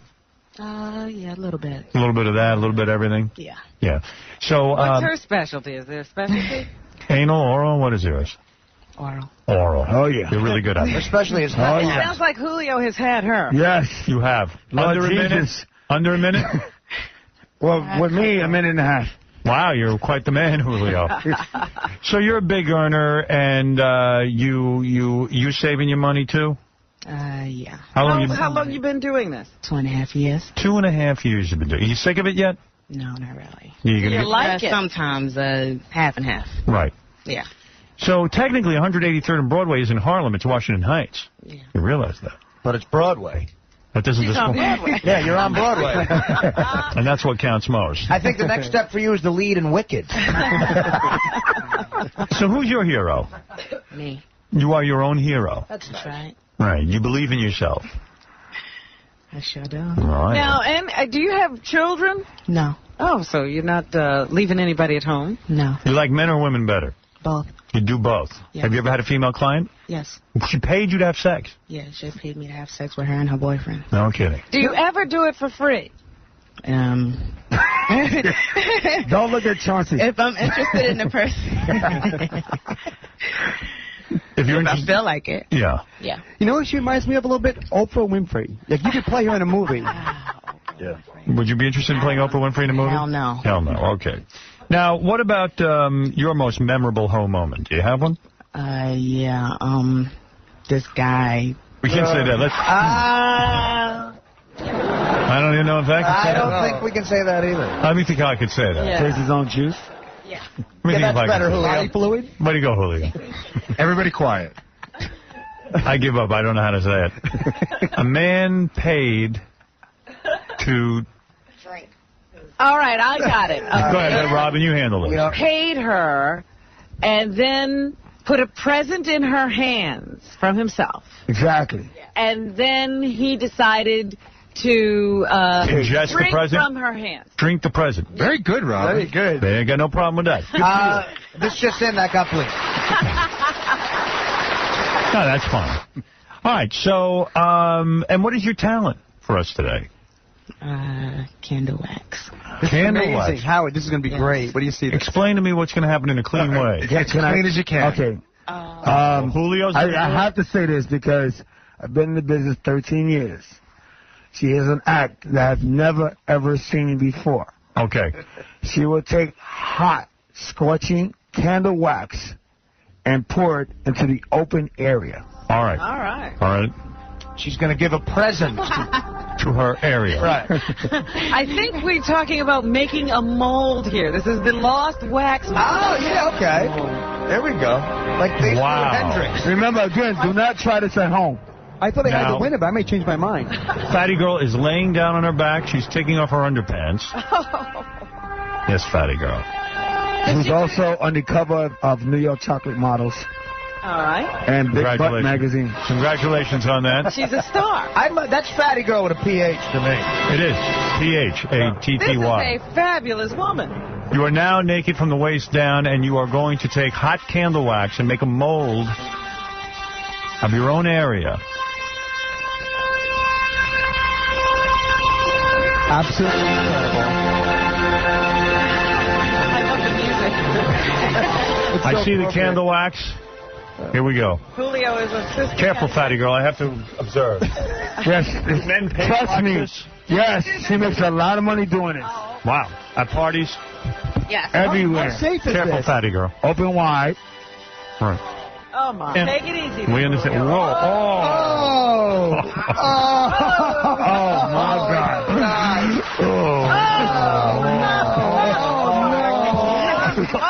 Does that hurt? Oh, God. Yes. Fatty girl, are you all right? Yes. Does that hurt? No. Wow. Not hurt. Feels good. Fatty Girl, you make this rockin' world go round. Can I hire you to do that for my parents? They're having a little anniversary party. You know, Bar mitzvah? you know what the most amazing thing, Howard? Even the other girls had to gather around. They'd never seen anything like it. That was The incredible. girls are going to be charged for that. Fatty girl, that is amazing. I've never seen anything like that. I'm not even sure why you would even try something like that. How did she discover she had that talent? Why did you do that? I don't know. I just tried it one day. And then you said, hey, what the hell? It doesn't feel so Yeah, good. why not? Does it get you off? It feels good. It feels good. Okay. You know, I thought about trying that one day, but then I got a pizza. Well, the Harlem Ho beauty pageant now has to come to a close. Yes, Howard, and it's time to vote. Time to vote. We have to do a revision in the prizes. We don't have all the prizes we thought we had. What do you mean? We have a total of $500 from Scary Movie 3. The new DVD's out. All right. And that's what we have so far. So we got. What happened to my other money? We don't have it. It turns out. What do you mean? They took it away? We just don't have it. We don't? I give 'em. All right, so the winner's got to get $500. Okay. I could probably give the other girls very nice watches from Steven Singer Jewelers. All right, that's which nice. is worth good money. All right, we like that. Steven Singer Jewelers in Philadelphia. All right, $500 from who? Scary Movie 3. Oh, yeah, that's a great movie. All right, here we go. It's out on DVD. Here we go. All right. Robin, who do you give the highest score to? I think I got to give the highest score to Fatty Girl. Fatty Girl, huh? Yeah. I'm going to give my high score to, I think, Candy. I don't know. I like the other girls, too, but... And I like that trick you did with the Hennessy bottle over there. That was something. That was a diamond, but... Candy, the fact that she was so confident that she said in a minute with the oral she could be done.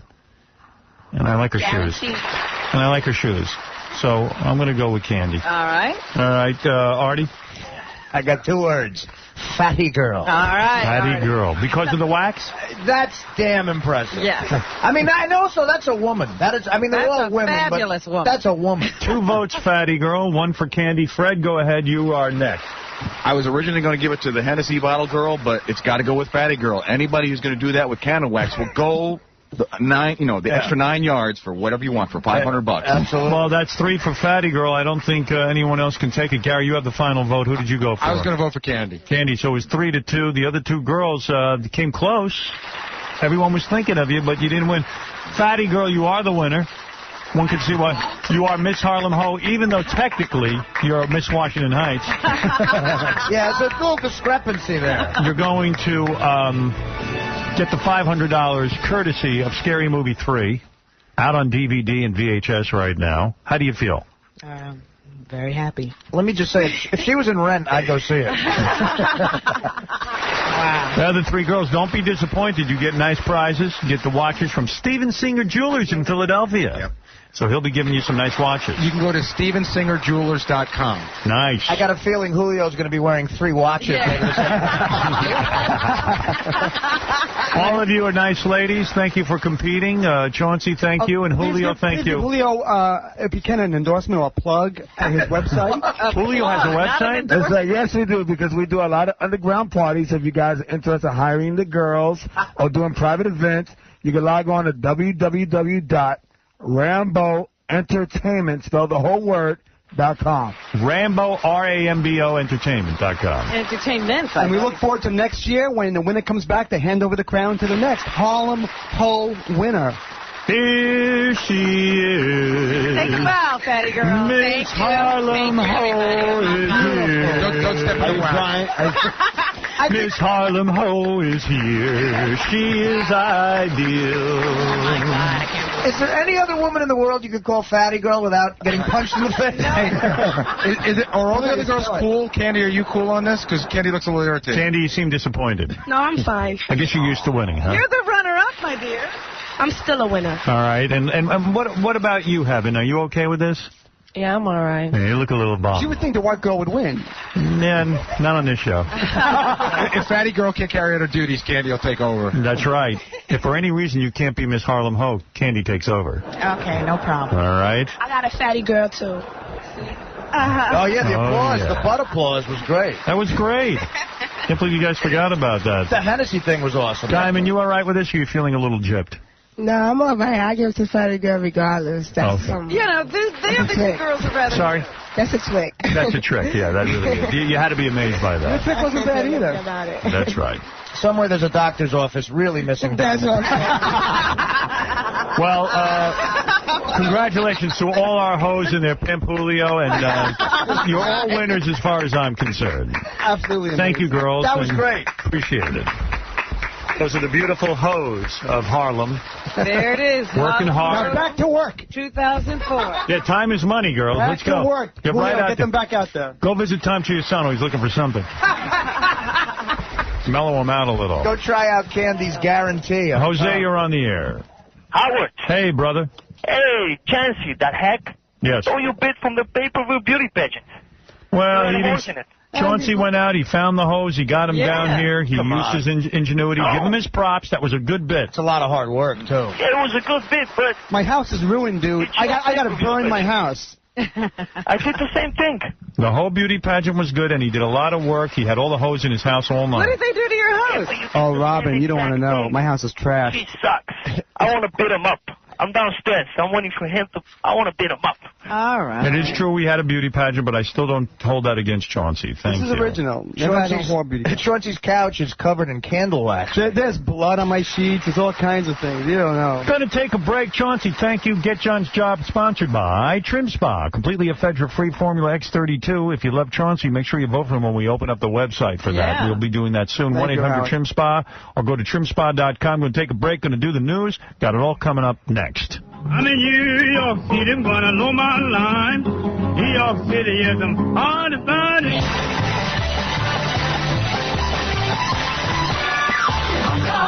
We get your phone calls. We get your phone calls every day. Yeah, this is for Gary and Howard. Let me tell you something, Gary, looking at you on that fucking TV show, man, I'm telling you, I bet your freaking breath smells like freaking horse shit. We get your phone calls every day. The Howard Stern Show. 95X.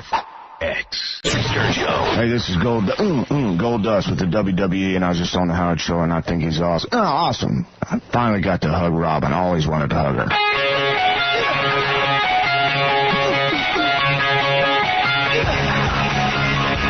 I think I just did a live commercial for an adult video store. Yeah, I think so, yeah. That's all right. Yeah, you did that yesterday. I think we're just doing an adult video store. I guess Viacom really doesn't want to get the stock price up. Anyway, Robin, let's do a little news. People are probably anxious to hear what's going on. All righty. And don't forget tonight on E! More of our exciting Vegas trip. Check it out. There was... Check it out. It's trying to be professional. Oh, good. There's the Vegas music. All right, yes. Which Artie sang so lovingly when he was drunk. Thank you, Robin. There was another one of those wacky pit bull stories in the news. A 6-year-old girl was attacked by a pit bull, and she wound up with a broken ankle. Yeah. And it took several people and a lot of effort to get the pit bull to release this girl at all. They said that several people ran out once they heard the mother screaming that the pit bull had her daughter. They were hitting the dog with pipes, sticks, bricks, garbage cans, and still he wouldn't let go. Finally, a guy who actually owns a pit bull grabbed the pit bull around the neck and was choking the dog, but it wouldn't let go until he finally hit it in the genitals. Oh. That'll make me look. Boy, that guy's got balls. I mean, honest to God, would you punch a pit bull in the balls? Hey, you know, I know people say that it's not the pit bull, it's the owners that, corrupt them, but I have a hard time understanding that. And I know they have to euthanize a lot of pit bulls every day because people won't adopt them. Right. But I tell you, they do freak me out, all these stories. Well, it was funny because I had heard a story the day before about some people who were saying that people were complaining about their pit bulls, but the pit bulls had never done anything, and it was just because they were pit bulls. Mm-hmm. And then the very next day you read a story about a pit bull that was totally out of control. Yeah. So, I don't know. I'm wondering if they should be banned as pets. I don't know. I know, you can only have good owners, but how many people are good owners? People Not too many. People can't even own their own kids and be good at it. Parents aren't that good. That's what I mean. How are you going to find a good dog owner? A good dog owner. Of course, last night on the talk shows, everybody was getting into things. Laura Bush showed up on The Tonight Show with Jay Leno. I mean, Siegfried and Roy, who was better to those tigers than Siegfried and Roy? Talk about it. And then all of a sudden, Roy's in a coma. Even Roy. Right. She couldn't escape. It's a tiger. It's a tiger. In fact, when we were in Vegas, I went by, I was in the Mirage for a few minutes, and they had, they still have that sanctuary, and they had the white lions in there, and the lion looked so cute. Yeah. Bathing in a little pool and, right. playing around. Until he eats. And then you think, yeah, but he'll eat you. Hey, you were talking about... Laura Bush was on The Tonight Show last night with Jay Leno. Yeah, I heard he did a lot of ass kissing. It was an ass kiss supreme. Oh, absolutely. So here's Mrs. Bush talking about her husband's early career as a Sears salesman. By the way, you could tell as soon as Laura Bush goes on Leno, the Bush campaign's in trouble. Right, because they don't take her out for anything. Hey, they ain't dusting the mothballs off that chick. That means they're really concerned. They've even got her in the gym pumping iron. Right. All right, here we go. It's being all charming. She's a woman of the people. I didn't even get a chance to ask you if George was a good salesman when he was at Sears. He was a very good salesman at Sears. How far do you think he could have risen at Sears if he hadn't become president? Yeah, he was a real success. I like that at Sears he was successful. Why didn't Jay ask, how is it your husband bankrupted oil companies? He couldn't find oil in Texas. It's all a big joke to Leno. Yeah, I'm the ass kiss of the United ask States. A serious question. And the reason Laura Bush came on my show is because I went out and gave a speech for the president. I entertained him. You kiss ass. Yeah, it was a love note. Tell us how, he does read newspapers. He was a good salesman at Sears. Friggin' American just got his head chopped off in Iraq. I don't know, man. I think there's more important questions than, hey, when George was a salesman, was he a great guy? Wasn't he good? Yeah. Hitler used to paint for children. He said, unbelievable. So, he was very helpful in sort of making the presidency human. When a president's popularity is way down, you go on the Tonight Show with Kiss Ass Jay, and America loves you. What about the fact that your husband won't allow stem cell research and thousands of people are in wheelchairs and they can be helped? I can't ask that scumbag. How's your husband going to get us out of Iraq?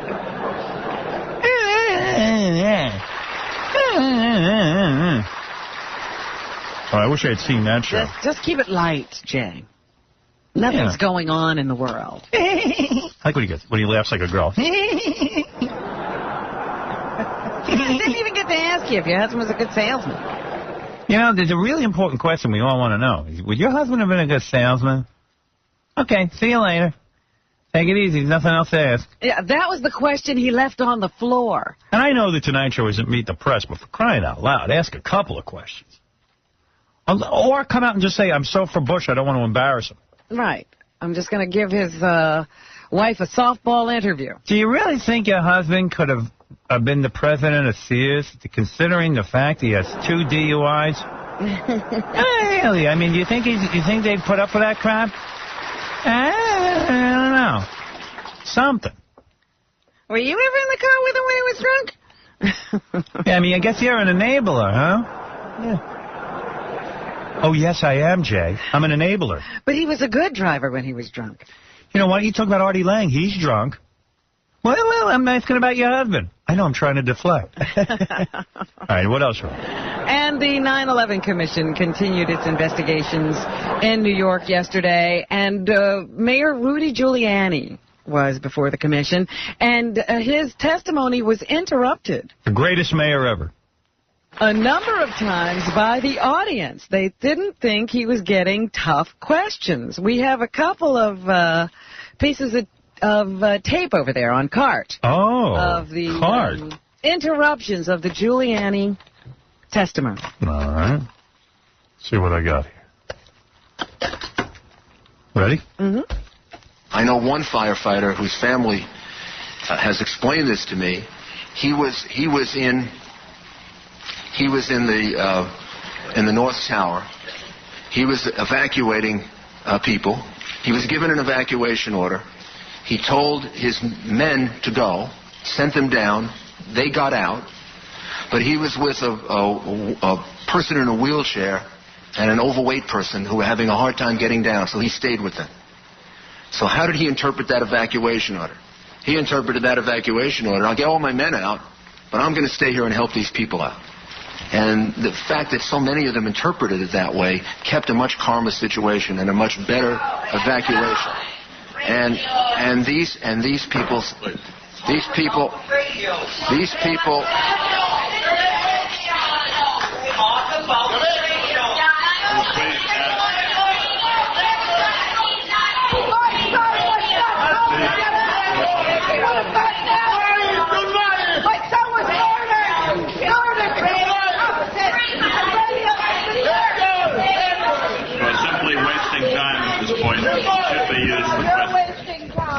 Please.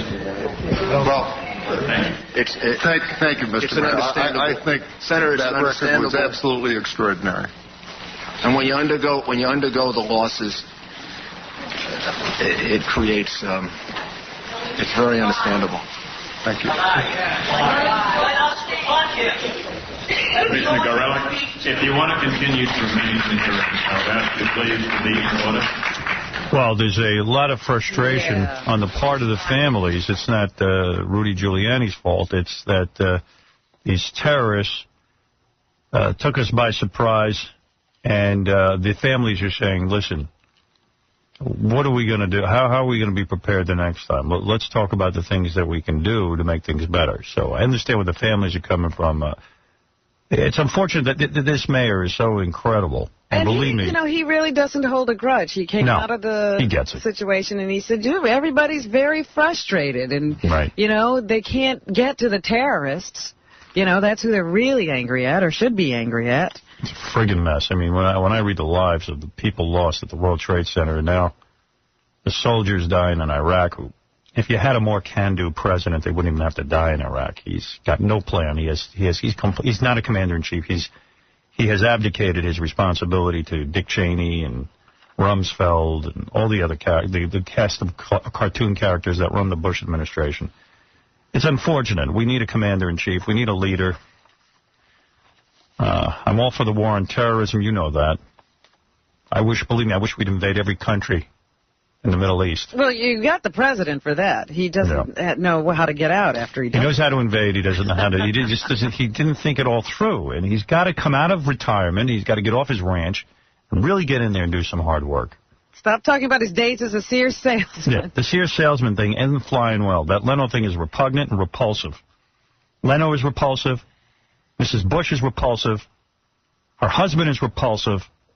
And they're all out of line. Censorship. Stem cell research.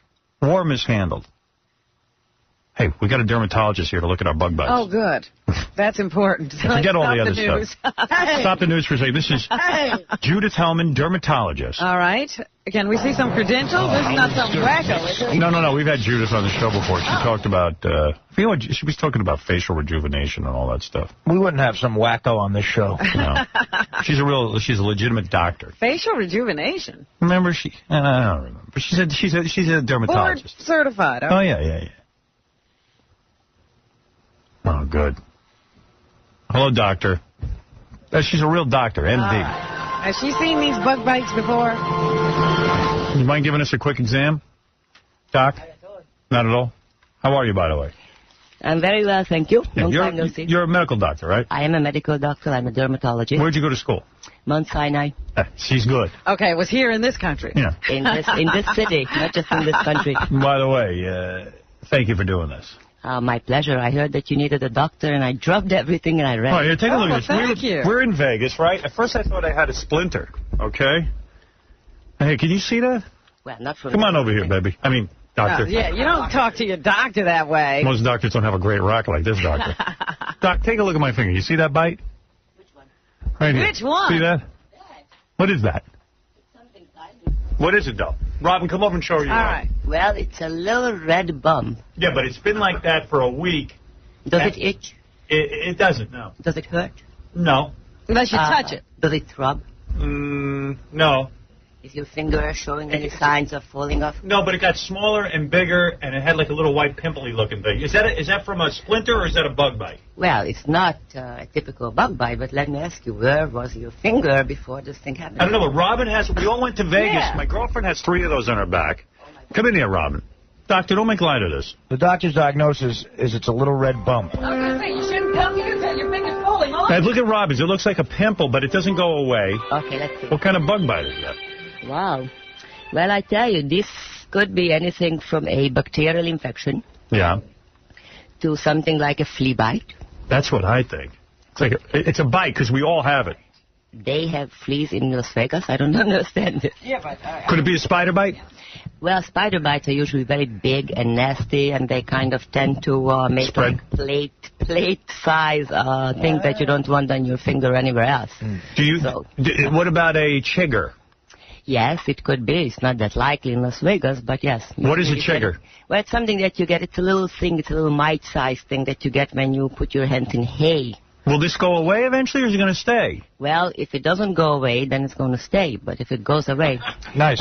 Well, what do you mean? Should we be concerned? What I mean is, no. I think it's important to know what it could be. And, for example, it could be something that people get from fish tanks when they clean it out, like a mycobacterium, which is close to something that causes TB.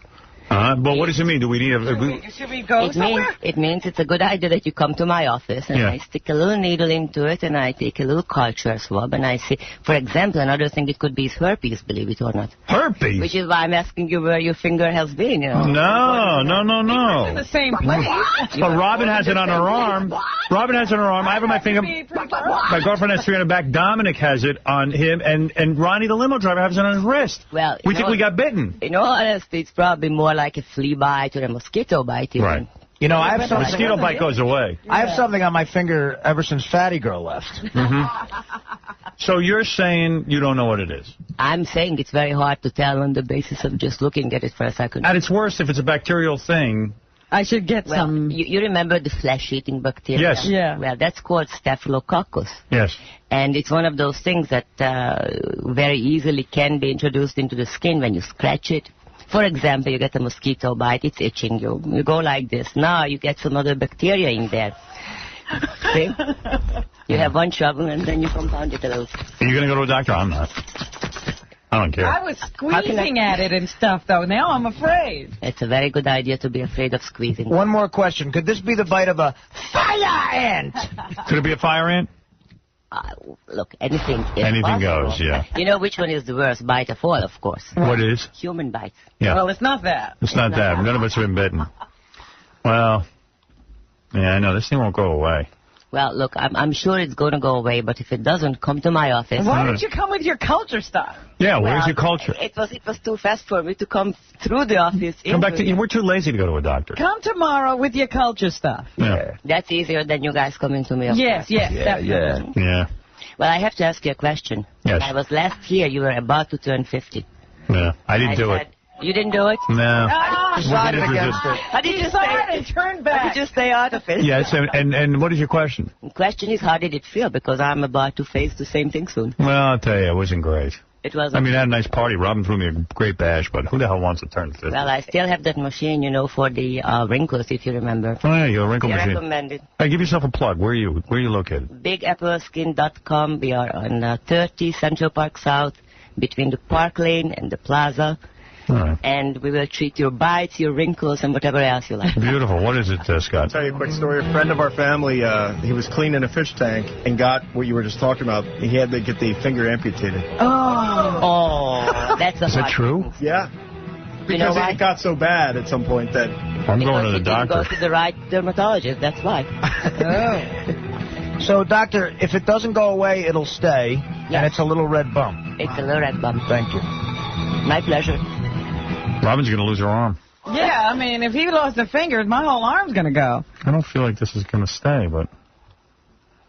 But they just stay and stay. If it doesn't itch and if it doesn't hurt, then you come in and I'll give you a little magic cream and you put it on twice a day and I make a bet with you that within a week it's going to be gone. Yeah. All right. Thanks, Doc. And I'll do the same thing for Robin's arm. And your girlfriend's back. Thanks. Magic cream. My pleasure. She won't touch Dominic, though. Yeah, I don't blame you. I wouldn't do Dominic. I won't even touch her too closely. Right. All right, thanks, Doc. I got to take a break. My That's Dr. Judith Hellman. She helps us out from time to time. you. All right, we'll be back right after these words. You're listening to a man who can't say work on the air without getting in trouble. Howard Stern. 95 X. This is the Howard Stern Show. La, la, la, la, la, la, la, la. Scratching my balls. Wow. Scratching my balls.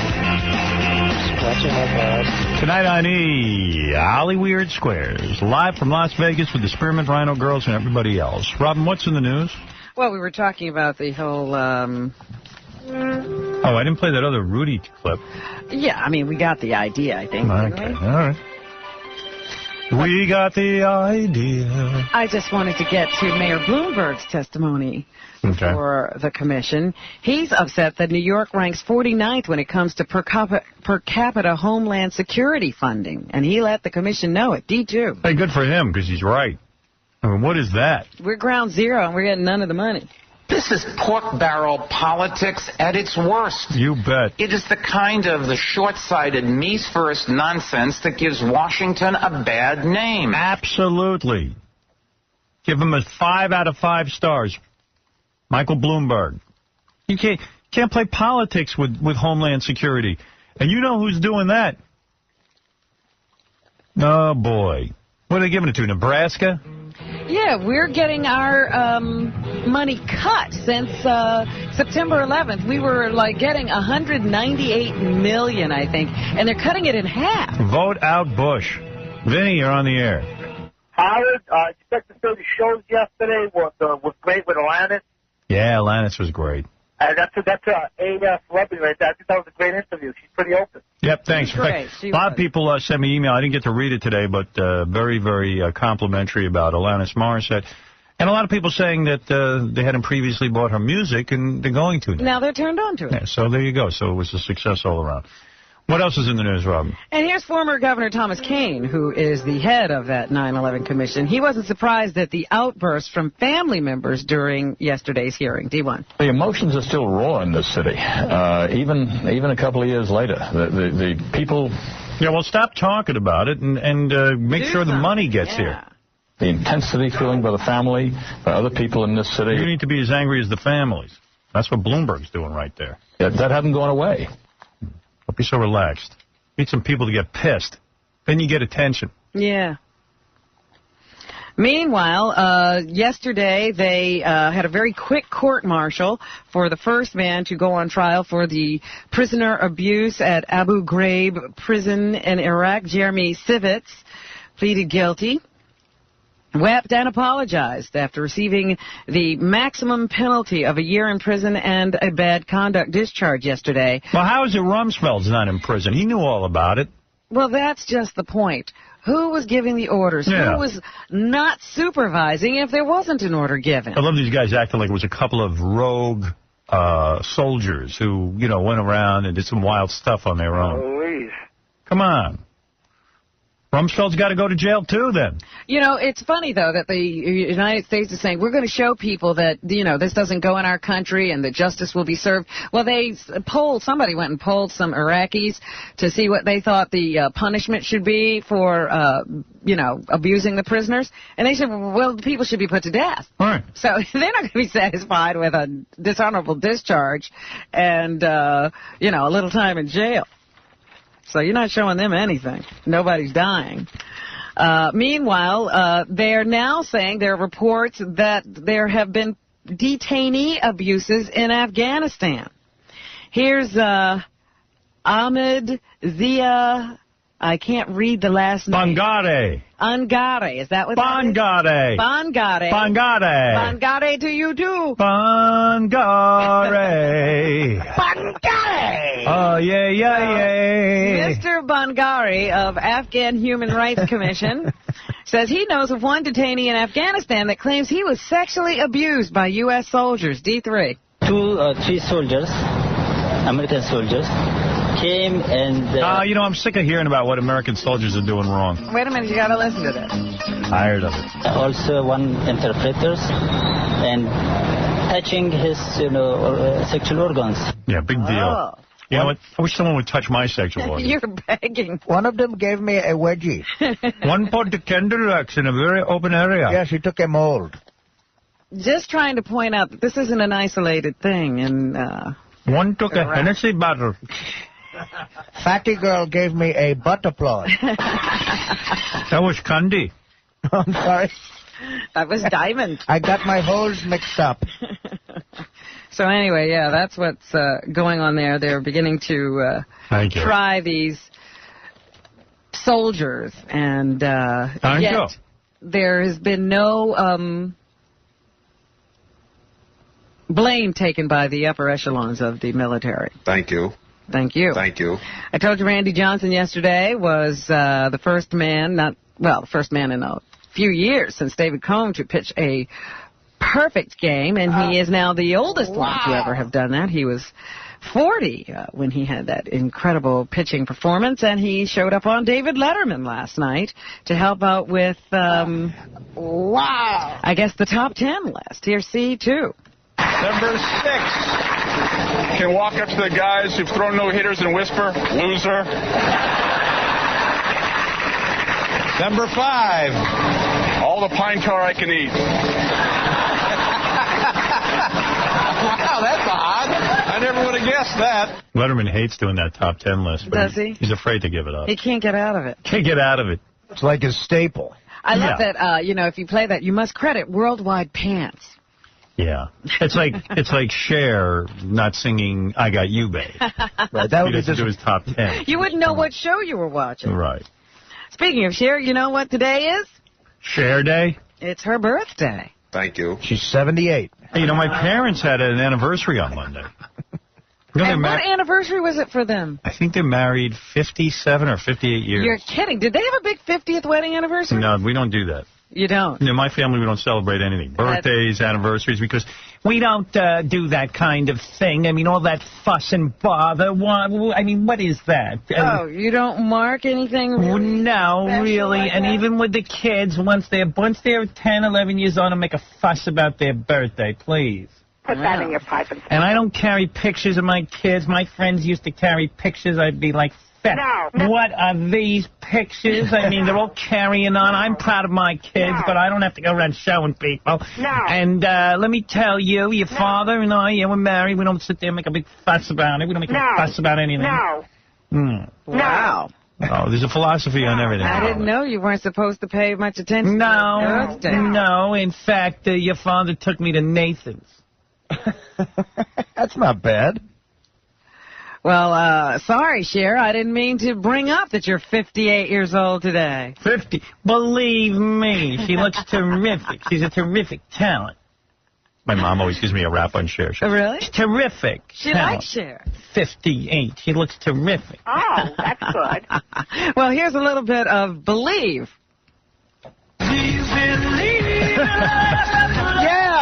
Yeah, that's great. Let's do it. Thank God she's still with us.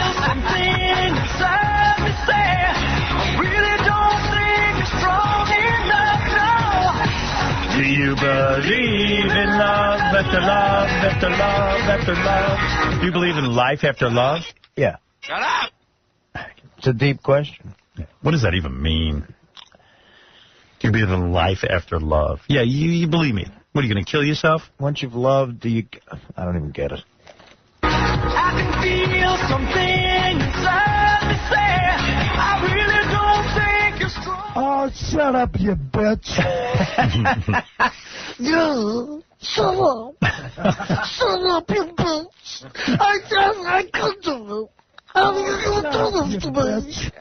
Because I can fuck this chair. Shut up. I can talking bad about it. Whoa. Whoa. I'm a nice guy. My mama said I should call and say what we're talking. I can't believe I got to go to a doctor for my bug bite. I know. No, I have no time for that. I'm not laughing. There was an incredibly horrible story that involved the Long Island Railroad yesterday. A cop was just commuting to work on the train and saw a guy having sex with a 9-year-old girl. On a train? On a train. Jesus. While other people were sitting right there. The girl's brother was sitting not far from where they were. Turns out the guy is a blood relative of the 9-year-old girl.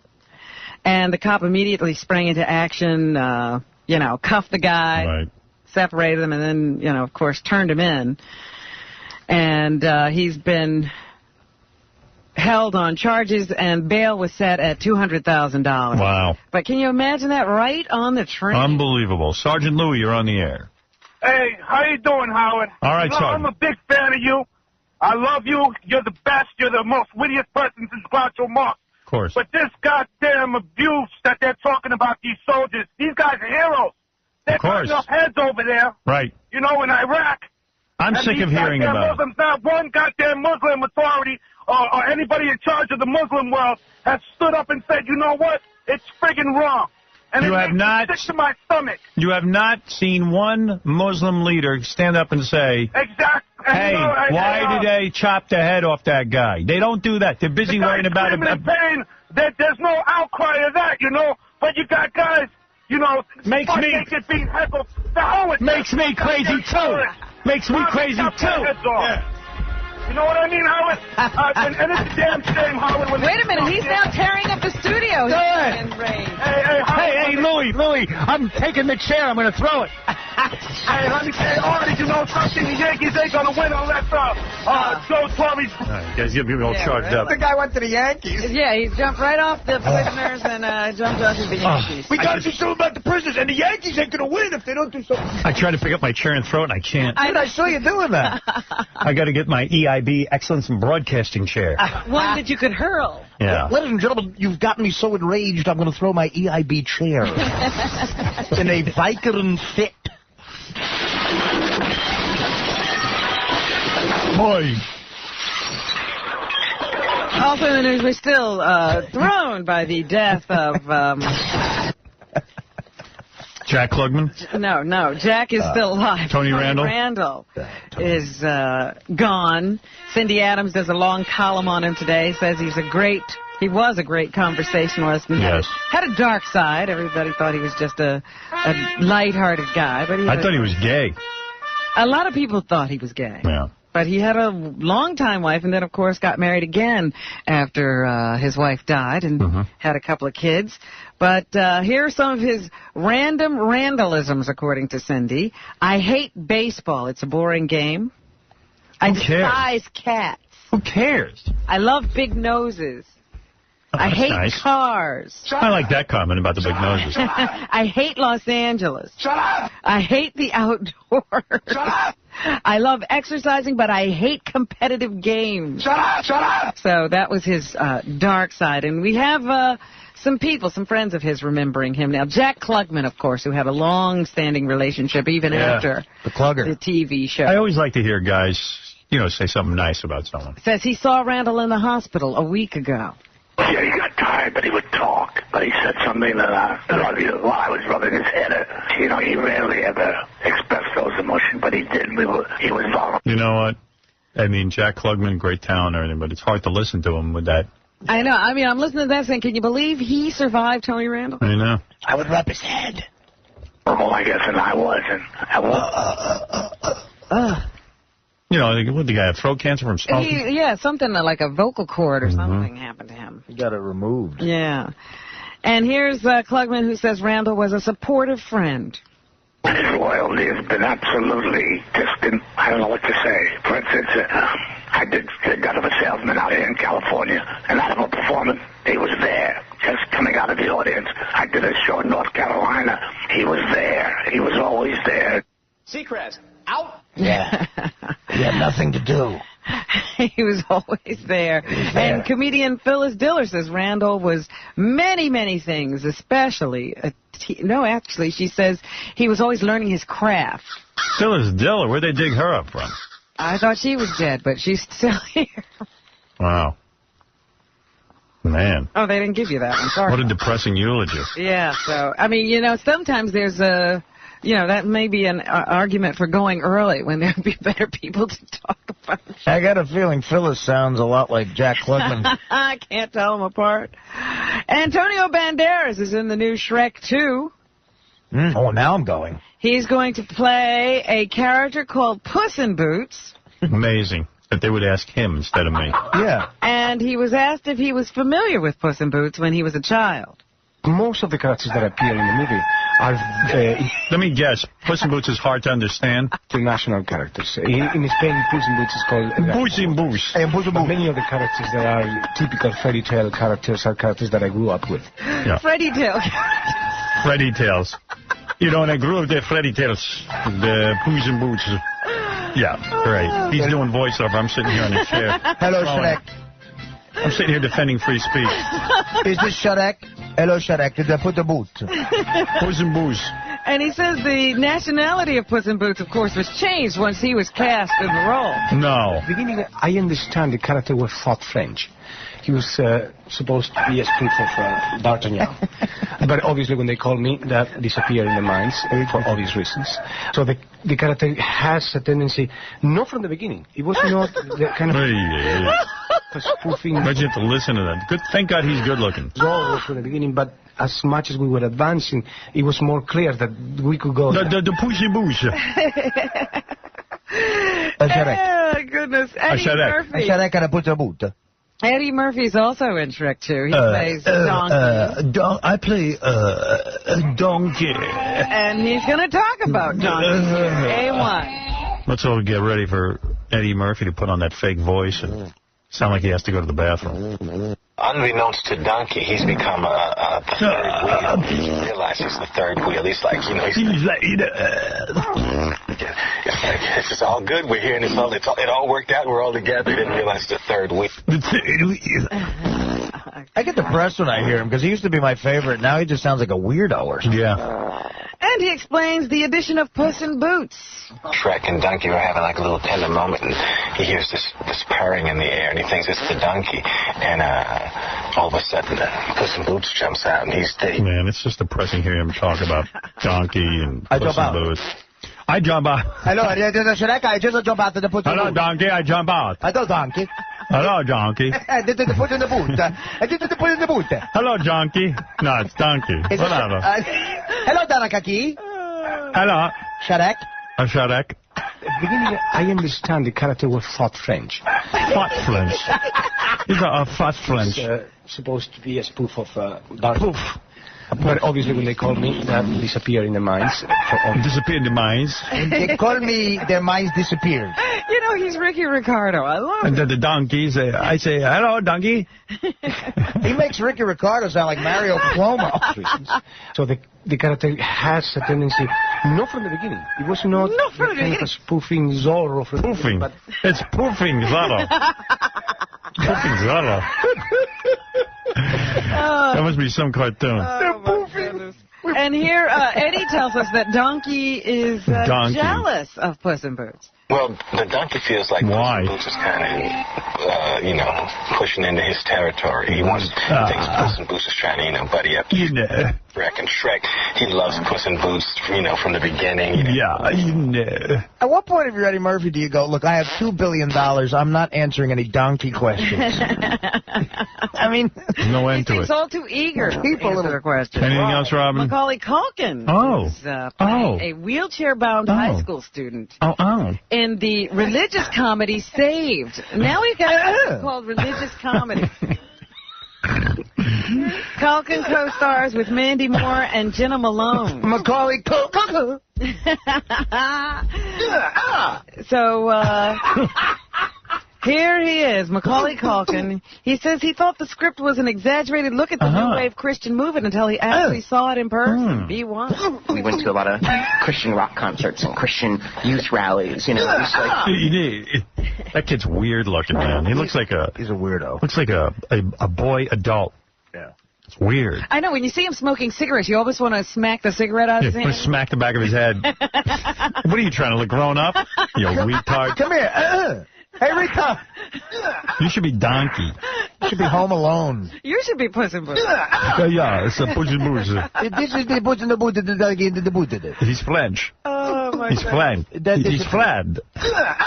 When they thought of me, the character no talk now. Here Macaulay talks about going to one of the Christian youth rallies. We go to these concerts and stuff, and they're all, cool. There's the U2 sound like Christian rock band. There's the Radiohead sound like Christian. It's all very uplifting. Home Alone 7. And he discusses the Christian consultants they had on the set. We had a Christian consultant, which was like a 16-year-old girl who was actually one of these kids who went to these rallies, and and she kind of wanted to make sure we were, doing it right, and that was her job, was to make sure we weren't, making fun or. How does he walk around with a straight face? Didn't he marry some chick who, for a year or something? Yeah, he married a 17-year-old for a year. Oh. Is that legal, or? Well, he was 19. He was 19, yeah. Yeah. Everybody told him not to do it, but they knew better. He knew. Natalie Portman is a single woman again. Turns out her boyfriend, who is an actor, Gael Garcia Bernal, she dumped him after, according to the British tabloid The Sun, he left her at home and decided to take his parents to the Cannes Film Festival. So that's not nice. She said goodbye. She couldn't handle it. She wasn't the center of attention for a day. That's right. She said, I'm not going to have any of that. Your parents? What about me? Wah, wah, wah. Ew. Please. God forbid she be left. And finally this morning, a champion blind golfer is under investigation after it was claimed that he can see. Oh, that's great. British double world champion David Morris has been accused of being able to see more than his rivals. I'm writing a movie about that. The English Blind Golf Association I play a blind golfer. And I'm making a fortune.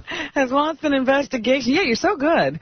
After receiving the complaint. Whoa! He became the first man to win his sports title twice last month when he trounced the field by a 24-shot margin.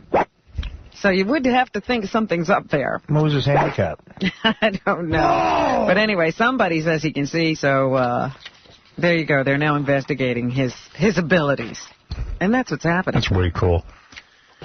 All right, tonight on E! More excitement from our Vegas trip. Tune in for Hollyweird Squares. You're going to love it. Daniel Carver, God Hates Fags Family, Beetlejuice, the Retards. Everyone's there for Hollyweird Squares and the Spearmint Rhino Girls and all of the Whack Pack Insanity. Tonight on E! Check it out. Quack. 5.